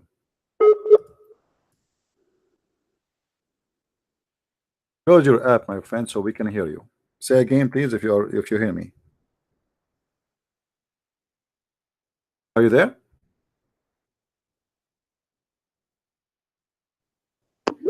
Hello? Yeah, I'm sorry. This network problem. It's all right, no problem. I understand, my friend. So a terrorist, he don't present Islam, correct? Yes. Okay. What wasn't your prophet a terrorist himself? No. Okay.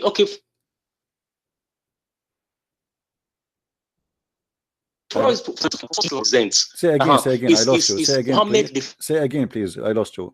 I said to you, isn't it Muhammad was a terrorist? What you said? Go ahead. I look like you have a bad internet.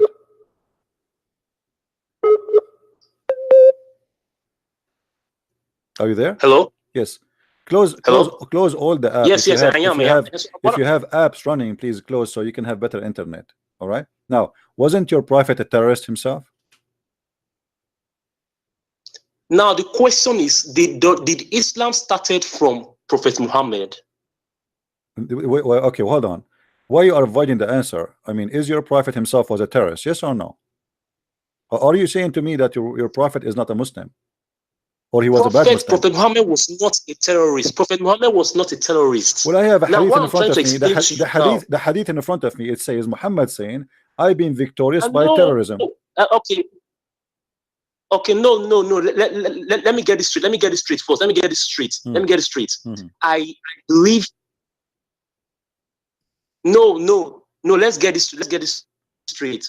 I believe in the Quran as the word of God. Okay, so you don't believe in the hadith? Are you getting me? You don't believe? No, I don't follow the hadith because. Okay, what if I show you Muhammad? Okay, what if I show you Muhammad is a terrorist from the Quran? Is that fine with you? No, if you're going to quote verses for me from Quran, I'm definitely aware. I don't hear you. What? Verse. Say again. I said to you, what if I show Hello? you? I said to you, what if I show you from the Quran that Muhammad was a terrorist? What you say? What you are going to show me now you are going to read a verse out of context for me. No, I will let you read for me. I will let you read for me. I will not read for you. It doesn't matter. You read. No, I know what you are going to read, and I can also read also a verse also for that quote that said that you should not, like when you read Surah 60. When you go to Surah 60, my verse, friend, no, verse, I want you to read for me as much as you wish. Chapter 3, verse number 151. It says, "We will cast terror in the heart of those who disbelieve." Hello, can you hear me? Can you read for me? Can you give it to me in the context? Let me read it for you. Can you give it to me in the answer of this? Why Allah will cast terror? How He cast terror? Why Allah need terror? Yes. Why? Yes. Okay. Let me read Surah. Chapter 3, verse number 151. Hello? I hear you. Chapter 3, hello? verse... I hear you, my friend. Okay, I want to read Surah 60. Read for me this one first, and we go to any chapter you wish. No problem. Okay, I want to read 60, verse 8. What chapter you want? Surah 60, verse 8. Are you hearing me? Chapter 60, verse number 8. You said, right? Surah 60, verse 8. 16 or 60? Yes. 16? Yes. 16 or 60? It says, Allah does not forbid 60 verse number 8. Okay. Read for us. Hello? Read for us. Okay. Read for us. Go ahead.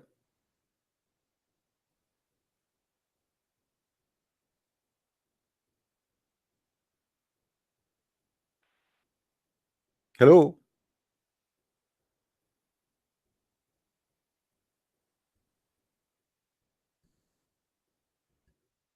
Well, he is using Nigerian network, so I don't blame him. Are you there, my friend?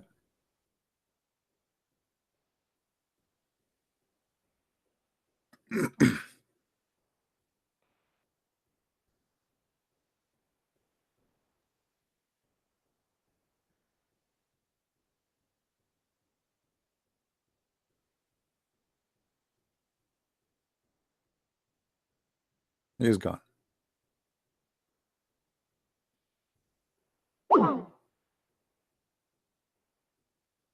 Let us try to call him back.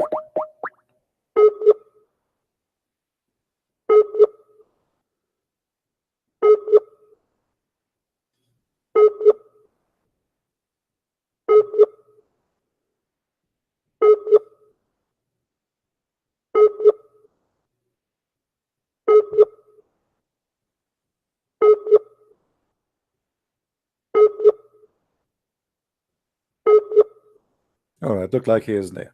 You see, the quote for your verses have nothing to do with our topic. Muhammad, he have Islam in stages. When Muhammad is weak, he cannot fulfill his attack and his killing. So he say, well, we will not fight those who didn't fight, only those who kicked you out from your land, right? Okay. But this is what Muhammad did. At that stage, Muhammad was trying to send a message to the rest. I am not an enemy for you. I want to fight my people who they kick me out of my land. But the fact nobody kicked him out from his land. Muhammad the coward himself, he ran away because simply people don't like him no more. He got busted. When Muhammad he got strong, then he attacked all the people.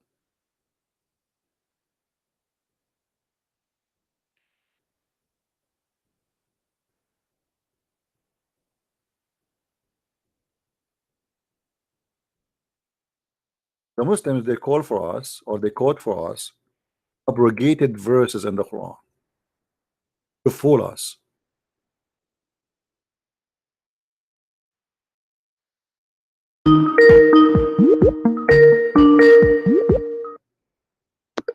Yes, my friend, go ahead. Okay, I was reading from Surah 60 verse 8. Okay. I was talking about tolerance, as in fighting not against people that did not fight against you on account of your religion. So But this particular verse but now is isn't it the referring Quran? to But isn't it the Quran says anyone who refuses Allah Messenger and his religion is an enemy and he is in war with you? no, you're not getting it. See, in Islam, there is no compulsion religion. Surah chapter 2, verse 256 said it that there is no more compulsion religion. My friend, that verse, Even the Muslims, Surah that chapter verse, 10, the Muslims verse- they quote for me is a stupid verse, have nothing to do what you are saying. That verse, Muhammad was saying that if you try to force your children not to convert to Islam, you have no right to do so. But you cannot. Okay. This is not about the Muslims. You cannot force somebody to convert to Islam. It's the opposite. You cannot force Okay. someone not to convert to Islam. In Islam, let me ask you. Okay. According to Islam, if a person he leave Islam, what is the punishment? punishment if you leave Islam. Hmm. I cannot say the way the Quran gave a punishment for leaving Islam. But what may I know now from the Quran? I don't know if you're with me. Hello? I hear you. Go ahead. What is the Good. punishment? Now, What is the if you punishment, my check friend? Surah chapter What 10, is the verse punishment? 99. Let us not to go around the bushes. What is the punishment Now, I for want to tell leaving? you about that What tolerance. is the Now, you're punishment, saying, my friend? What is the punishment? You're saying that they force people to become Muslims. My friend, what is the Now, punishment for leaving Islam? My friend, let us answer the question first. What is the punishment for leaving Islam? From the Quran. Give me anywhere. According to you as a Muslim, what is the punishment for? See, God, it's only God that decides on who is going to believe or not, and the final judgment for the person. Because Surah chapter 10, verse 99 said, I don't hear you. You see, he will not give an answer. How you say to me? How you say to me in Islam there's no terror? And Islam there's no. I'm trying to answer. Listen. I am asking you a very simple question. What is the penalty according to Islam? You as a Muslim, according to your understanding, what is the penalty of leaving Islam? The punishment is in the hands of God.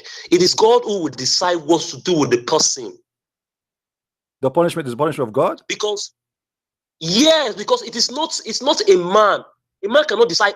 Whosoever that is telling you that you have to maybe flog the person or denounce the person or take away the properties of the person, that the person is right. I'm not getting your answer. What is the punishment? What is the punishment? Okay, what is the punishment if I leave Islam according to Islam? According to the Quran, it is God that will decide for whosoever leaves Islam. It's God who decides who will leave Islam. Yeah, no, it's God who will decide the punishments for whosoever. Where is the verse that says Allah will decide the punishment? Can you show it to me? Okay, let me read a particular verse from Surah 10, verse 99. It says, "And had your Lord willed, those on earth would have believed, all of them together. So will you then compel mankind until they become believers?" Okay. It is not for any person to believe except by the leave of Allah. Okay. Let me show you from the Quran. Let me show you from the Quran that you are ignorant about your religion. The Quran says clearly that if you want them to stay, the way for you to stay as a life is to convert to Islam and to do the prayer. Read with me the Quran. Chapter 9, verse number 11. Do you see it? But if they repent and establish the worship and pay the zakat, the translation here is false, then don't kill them, and they are your brothers in religion. So what is the condition not to kill them? If they convert and they do you hear me? Hello? Abdul, are you there?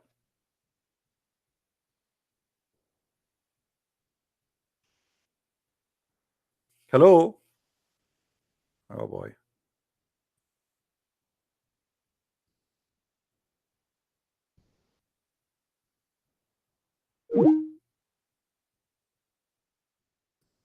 Let us call him again.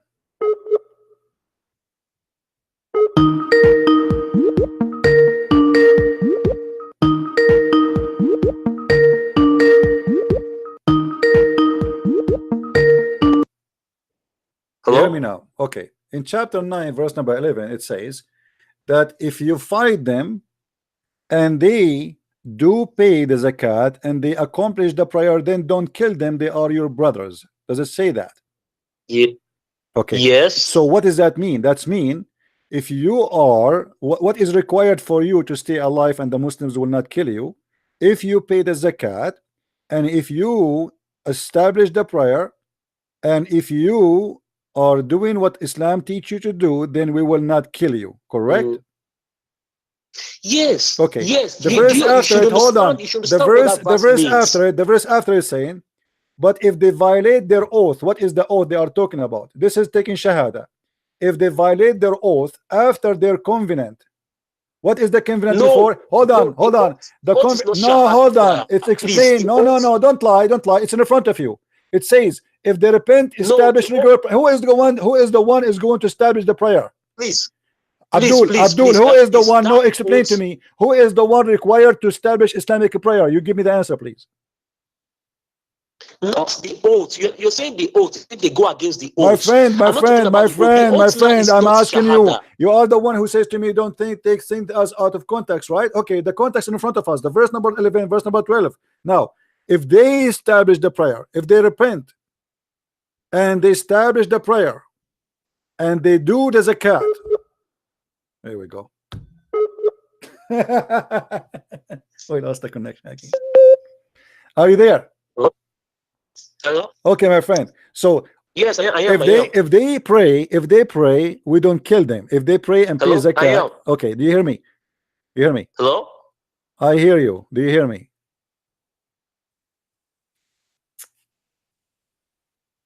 Hello? I hear you. Do you hear me? Oh boy. Are you there? Hello? I hear you. The network is breaking. No problem. Hello? Do you hear me now? Hello? Hello? Do you hear me now?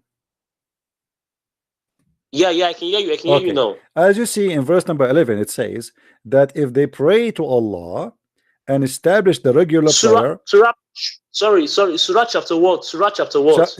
Chapter 9, verse number 11. So if they establish the prayer and they practice the zakat, they pay the zakat, and they practice the faith as Allah taught, then don't kill them. They are your brothers in religion. But if they violate their oath, what is the violate of their oath? They don't practice no more. They don't pray no more. They don't pay the zakat. Then we kill them. Okay. Look at verse 13 of the same chapter you're reading from. Are you seeing verse 13? They said, will you not fight a people who have violated their oaths and intended to expel the messenger? Yeah, because they left Islam. Yeah, they left Islam. That's what I'm saying. They are Muslims. And now they establish what he's saying for you. Those who don't want to practice Islam, we kill them. Those, if they it says in front of you. Okay, why you? Okay, hold on. So if a person he's against Allah and he practiced the salah and he practiced the zakah and he convert to Islam, you will not kill him, correct? Yes. Now, do you know why? Okay. Do you know why? But then it says no. But then it says, listen. What is the verse after it saying? If they became kuffar, does it say the word kuffar there? Here we go again.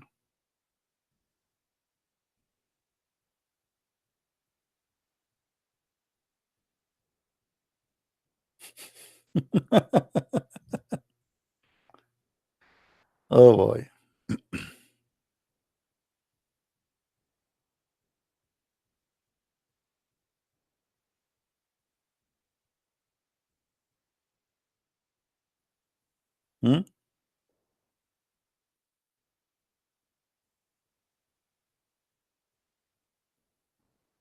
That's endless. I think I'm wasting my time here. Take care, my friend. Take care. You see, and this is why they say I don't believe in the hadith in order to avoid the stupidity which is going to get them busted. So I don't believe in the hadith, and this is the only way they think they can get away with this, but you cannot. You cannot.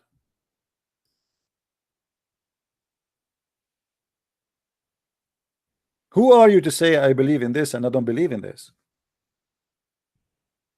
The penalty, all the Muslims around the world agree that the penalty of leaving Islam is death. The Quran used the word terrorism. Not only that, even you cut the fingertips of those who don't believe in Allah. Muhammad, he ordered to fight in chapter 9 verse number 29, the same chapter, for this guy who is not able to call me and contact me. The same chapter, he says why he want to kill the Christian, not because they are fighting him. The Christian never fought Muhammad. Muhammad is the one who sent letters to the Christians, to the Roman at that time, and he forced those who they are Christians in the Arabian Peninsula, if they are exist, to convert to Islam. Fight those who do not believe in Allah, not the one who's fighting you. The one was fighting him according to Muslim books and even the Quran, it was the Mushrikeen. The Christian did not have a war with Muhammad, never attack him, never did any harm to him. Fight them and kill them unless they pay they pay the jizya.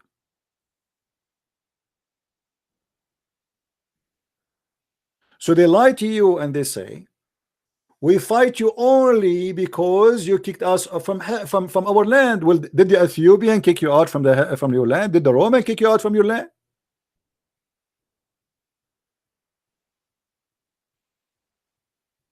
Until the end of the 7 centuries, which mean more than 100 years after Muhammad, not a single person speak Arabic in Jerusalem, not a single person speak Arabic in Damascus, not a single person speak Arabic in Iraq, because simply there's no Arab there. It is you who took their land.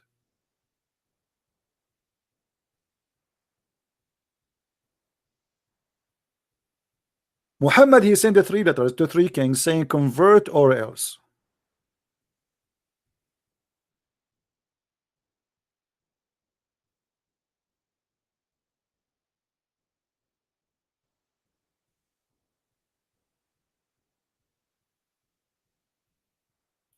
Muhammad,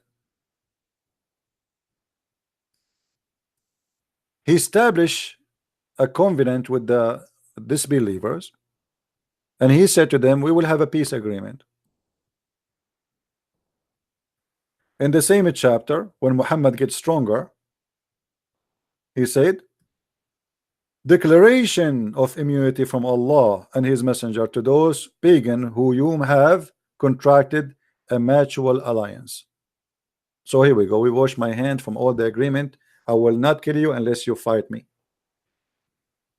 Declaration. Muhammad, now he became strong, he signed a peace agreement until he is ready to kill them all, and now he is ready to go. In the same chapter, it says, verse number 191,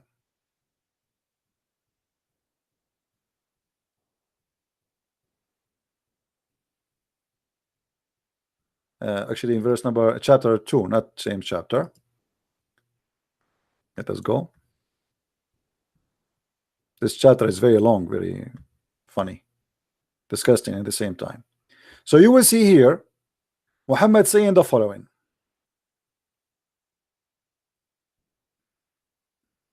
Okay, here we go. Fight for the cause of Allah who fight with you or fight you. But who is the one who fight you? Christian Prince now is in war with Allah, kill him. According to Islam, anyone who don't accept Islam is in war with Allah. You see, the Muslim, they try to fool you, says fight those who fight you, but what they will not tell you, that the second you refuse Islam, you are in war with Allah. Muhammad, he said that the land is, there's 3 lands. There's a land of Islam, which under the Sharia law, and there's a land of, which is a land of peace, and there's a land of war, which is not under the Sharia law. As simple as that. And then the land number 3, it is occupied by Muslim, but they don't practice Sharia law. They call it the land of fitna. So anyone don't believe in Islam, he's your enemy. This is why the Quran in chapter 9 verse number 23, it says, take not your fathers and your brothers as a friends. Now here in number 90, 190 and 91, it says, slay them wherever you catch them. And then it says, but if they cease, forgive them. How we forgive them? Is that because Muhammad being nice? No. Fight them until there is only one Islam. You see here it says until the torment, tumult or oppression. There's not, it doesn't say that. It says fitna. Fitna is a chaos. So it's not going to be chaos between us, between the society, and no problem. And then all the religion will become a religion of Allah. Look at the translation, doesn't say that. Change the translator. You will see right away the translation change.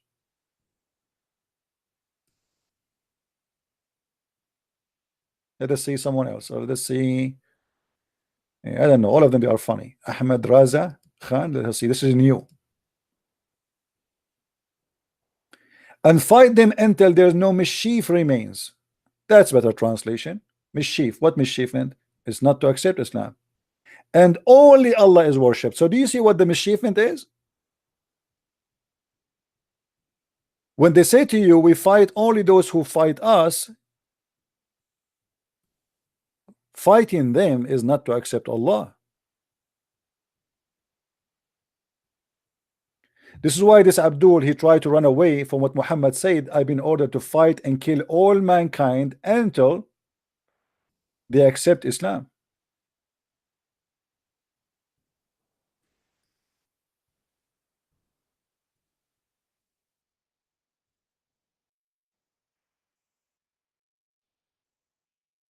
That's why they're trying to run away from it and say, oh, I believe only in the Quran. But the Quran is in total agreement with this.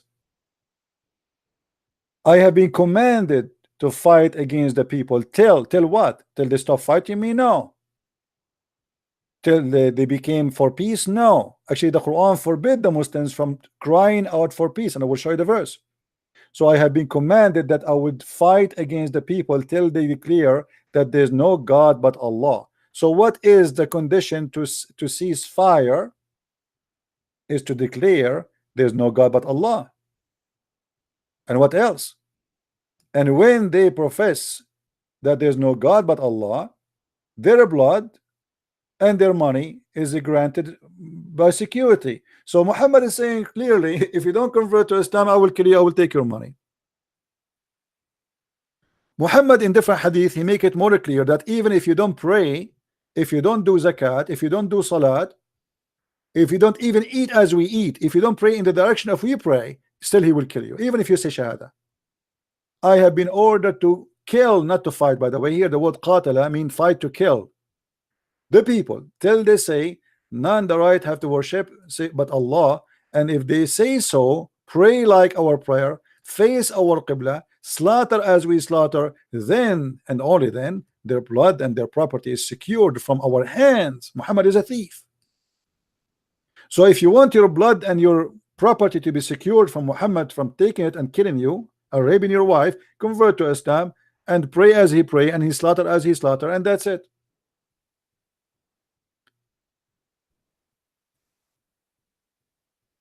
Muslim, they quote for you verses which is not valid no more. As an example, can a Muslim cry for peace?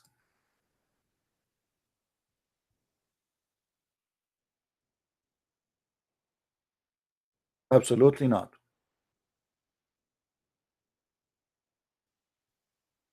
A Muslim only can sign a peace agreement only if he is weak, the same as Muhammad did in chapter 9.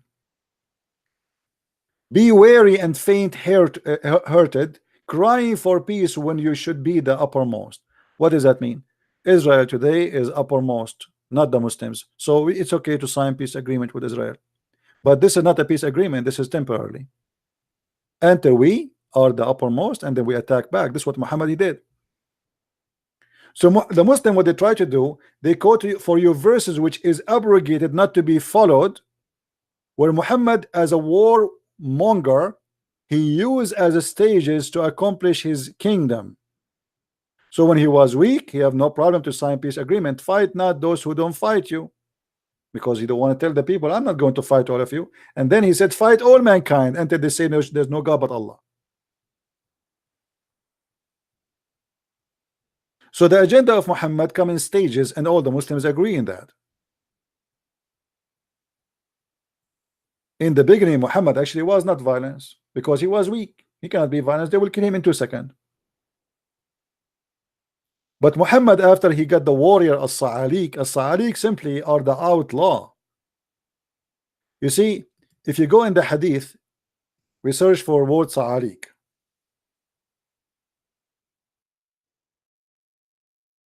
You can search for the word Sa'aliq in Wikipedia. Sa'aliq simply is the outlaw. People who commit murder in order their tribes to avoid the penalty, which mean because Arab they seek revenge. If you kill one of our tribe, we will not let it go until you give us the guy, or we will kill someone from you. So if somebody is a murderer or a rapist, like this, see from your tribe, somebody he raped somebody from my tribe. So what we do now? You have to give me that guy so we can kill him. If you don't do that, then we will kidnap a woman from yours and we will rape her. This is what they do. So in order to avoid such a thing, they kick out their son who commit that crime, who is a murderer or a rapist, and they announce that this person have nothing to do with our tribe no more, and his blood is for free. You want to get him, go get him. We wash our hands, so you have no revenge with us. Those are the ones who join Islam with Muhammad, a bunch of criminals. And look what it says in Arabic, and I change any Muslim to say I am lying. أبشروا يا معشر صعاليك المهاجرين. صعاليك المهاجرين. Sa'aliq is the criminals. Muhammad, he have nothing but the criminals who follow him. And Muhammad, he sent a letter to the Sa'aliq saying to them, for now you fight for no reason except money, but if you join me, you fight for Allah and money, because you will get your reward. What is the reward? Well, the same, but now you became a hero because you are fighting for God. So you are a criminal, join me. And look how the Muslim translate the Sa'aliq. They translate it as the poor immigrants. They are not poor and they are not immigrant.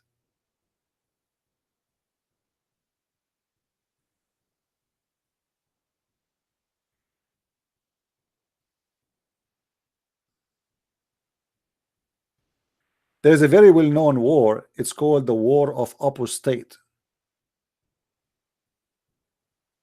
The War of Apostate, and I changed any Muslim to say to me that Abu Bakr was an idiot and he is not a good Muslim too.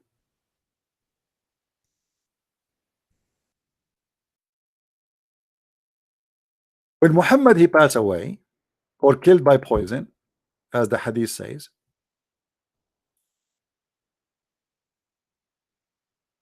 many people stop paying zakat and stop praying to Allah, and they don't want to be Muslims because simply they've been forced to convert to Islam.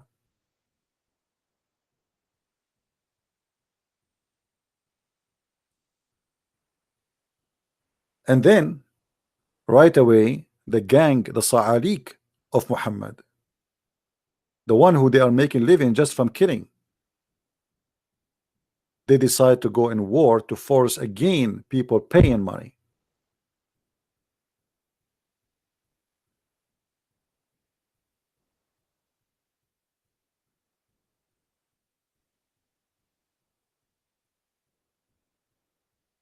And a Muslim like this guy from Nigeria who do not know how to read 2 Arabic words together, he's trying to say to us, oh no, Islam does not teach that. Muhammad he raped, Muhammad he kidnapped, Muhammad he stole even children's, Muhammad he killed little children. Imagine the Muslim, they say to us that we don't kill children.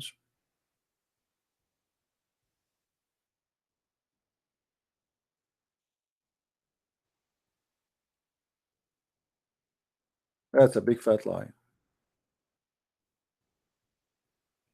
This is a Jew. He been forced into Islam, speaking about what happened to him. He is from Bani Qurayza. I was among the captives of Bani Qurayza.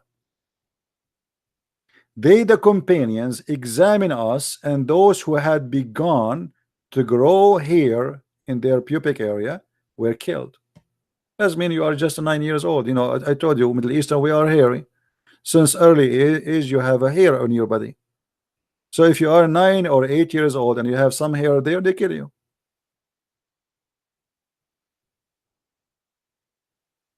Do you see it?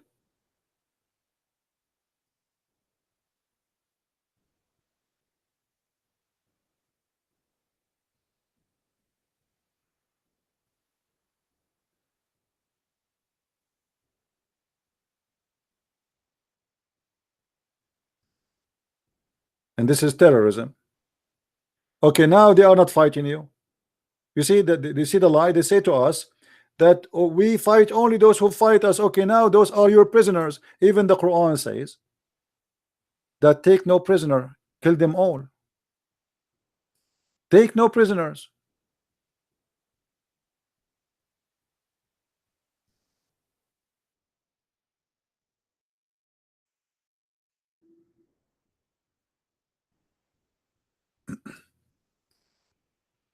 Look at this. It is not fitting for the Prophet that he should have a prisoners of war. So what he do with them? He killed them. Is that terror or not?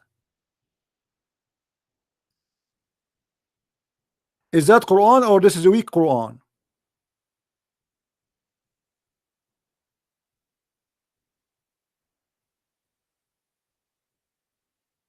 What do you mean kill the prisoners?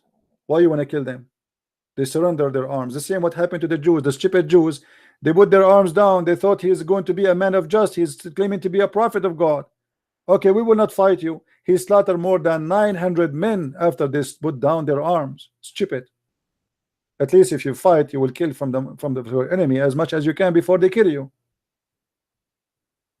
This is why if you fight an Islamic army, never surrender. You saw what ISIS is doing. They burn them alive. They split them pieces. They torture them. They crucify them. They cut their hands. Why you want to torture yourself? Fight until you die with honor. Don't surrender like a goat with no honor.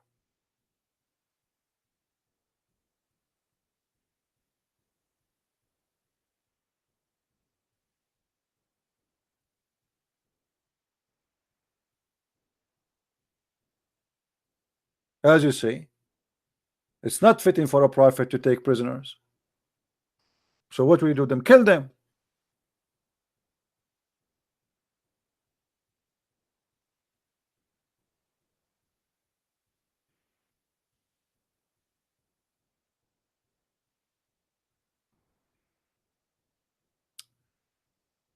That is not a hadith. And this is again about apostasy, but we did not go there because this guy he hung up. We did not reach that point. You see, when you want to get a Muslim busted, you have to go step by step, right? But anyway, if you go to chapter 18, verse number 74, you will see that the child who, because he will leave Islam, the Prophet Al-Khadr, Allah ordered him to kill the person. But he is a boy. This is apostasy.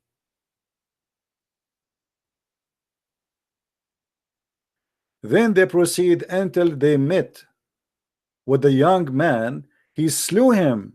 Moses said. By the way, this is a lie. It doesn't say a young man. What young man? It's a boy. Change the translator. The translation will change. You see, we have to change translation like, you know, we jump like monkeys from branch to branch because not even one Muslim is honest. Here we go. Here became boy. There became a man. There's a huge difference between a boy and a young man. Huge difference. So they went until when they meet a boy and they slew him. Musa said to Al-Khadr, which Allah he sent Musa to learn from Al-Khadr, and he said to him, why you did such a thing? This is evil. This guy is an innocent boy. This is a manslaughter. Why you did that? Al-Khadr, who is a higher prophet from Allah, he said to him, to Moses, you do not understand. I told you you will not have patience with me. Then they continue, and then after the Prophet Al-Khadr, he decided to explain to the fool Musa's what's happening about the boy. I said, as of for the boy, his parents were believers, and we feared that he should make a disobedience and he become in disbelief.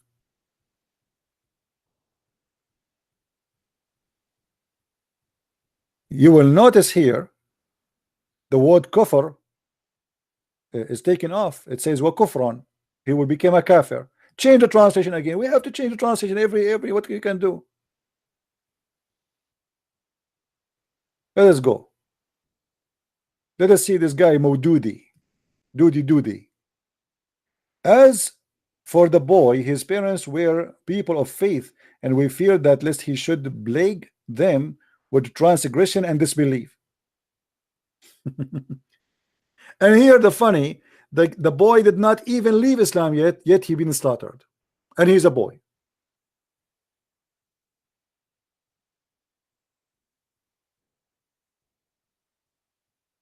Oh, we can show us tons of reference.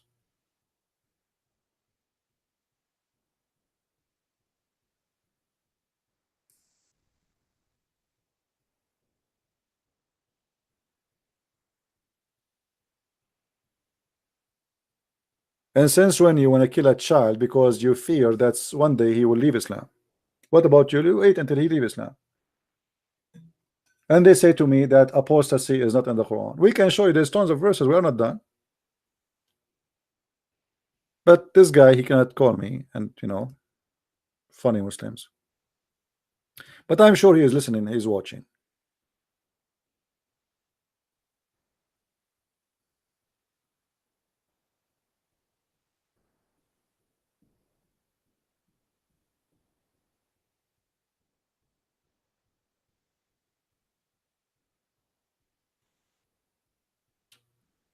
Do we have any Muslim here?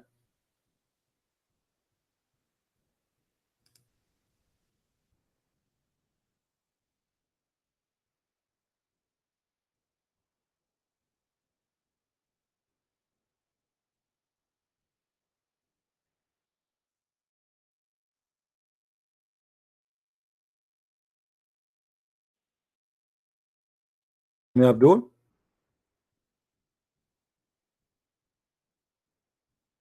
All right, guys, I think we are done for today. I am you see, we have a lot of people watching and joining our videos. Like right now we have 700. We like sometime we have 1,000, more than 1,000, 1,200. If every one of you do a like by a few hours from now we have a couple of thousands. If every one of you give a like and give a share the video, imagine if everyone look, okay, the one we have yesterday is more than 10,000 already. Okay, if from the 10,000 only 1,000 people they share, if only 1,000 they share, you can imagine how many we can have as a review. But the problem, we as a Christians, we just watch. Okay, this guy, he is doing his job, we support you, good for you, thank you CP, we are glad to have you, but then we do nothing. Does it hurt to copy a link and share it in Facebook, to share it somewhere? Does it cost you money?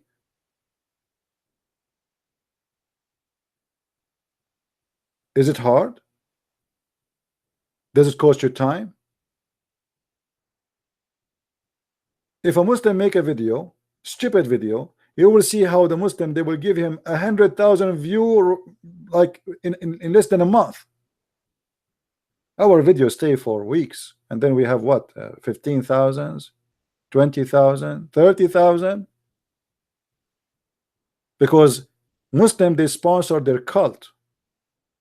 Christians, they like to watch only the fight with the cult of Islam.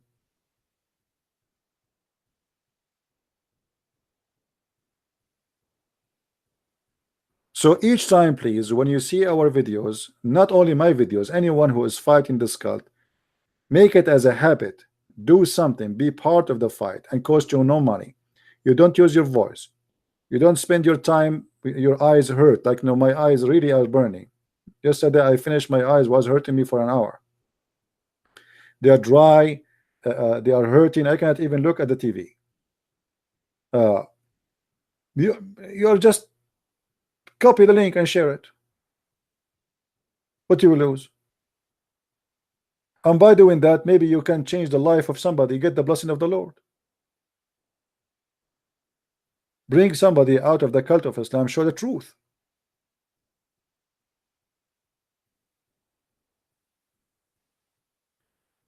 So let us work together and not to be lazy. The Lord, he said, from their fruits you shall know them, not from their names. So if you have a Christian name, like your name is a Christian Prince, doesn't make you Christian. What make you Christian is your fruits. And one day the Lord will ask you for your fruits, what you did. You saved yourself only? You did not bring anyone with you? By posting a link somewhere, you might change the life of somebody who was going to convert to Islam, or somebody he's a Muslim, he decided to leave Islam. As you see, in the last 10 days, how many Muslims left Islam live on air? Just in the last 10 days. So by just posting the link, you can do the same. People, they can see, they can hear, they can learn. And you can change the life of somebody. So I want to say thank you for being here. May the Lord bless you. And until we see you soon again, Christ is Lord, Islam is false. And there is no name better than his name. That is the Messiah, the only Savior. A child molester, a pimp, God, a heaven of sex, this is cannot be God. That is from the devil. You do not need to be a genius to know that this is heavenly of devilish God. Sex, penises, vagina, addiction to sex, addiction to drugs. Even he promised you will have sex with your mother, as the Muslims agree, and your children's and your niece and your daughter. How evil a human being can go far with his addiction to temptation. When you join Islam, you lose your morality, and this is what the Muslims agree about. Go and watch my previous video where the Muslims agree, all of them with no exception, that in heaven of Allah there is no morality. Zero morality. That is not from God. Thank you for watching, and may the Lord bless you, and see you soon again. Bye-bye.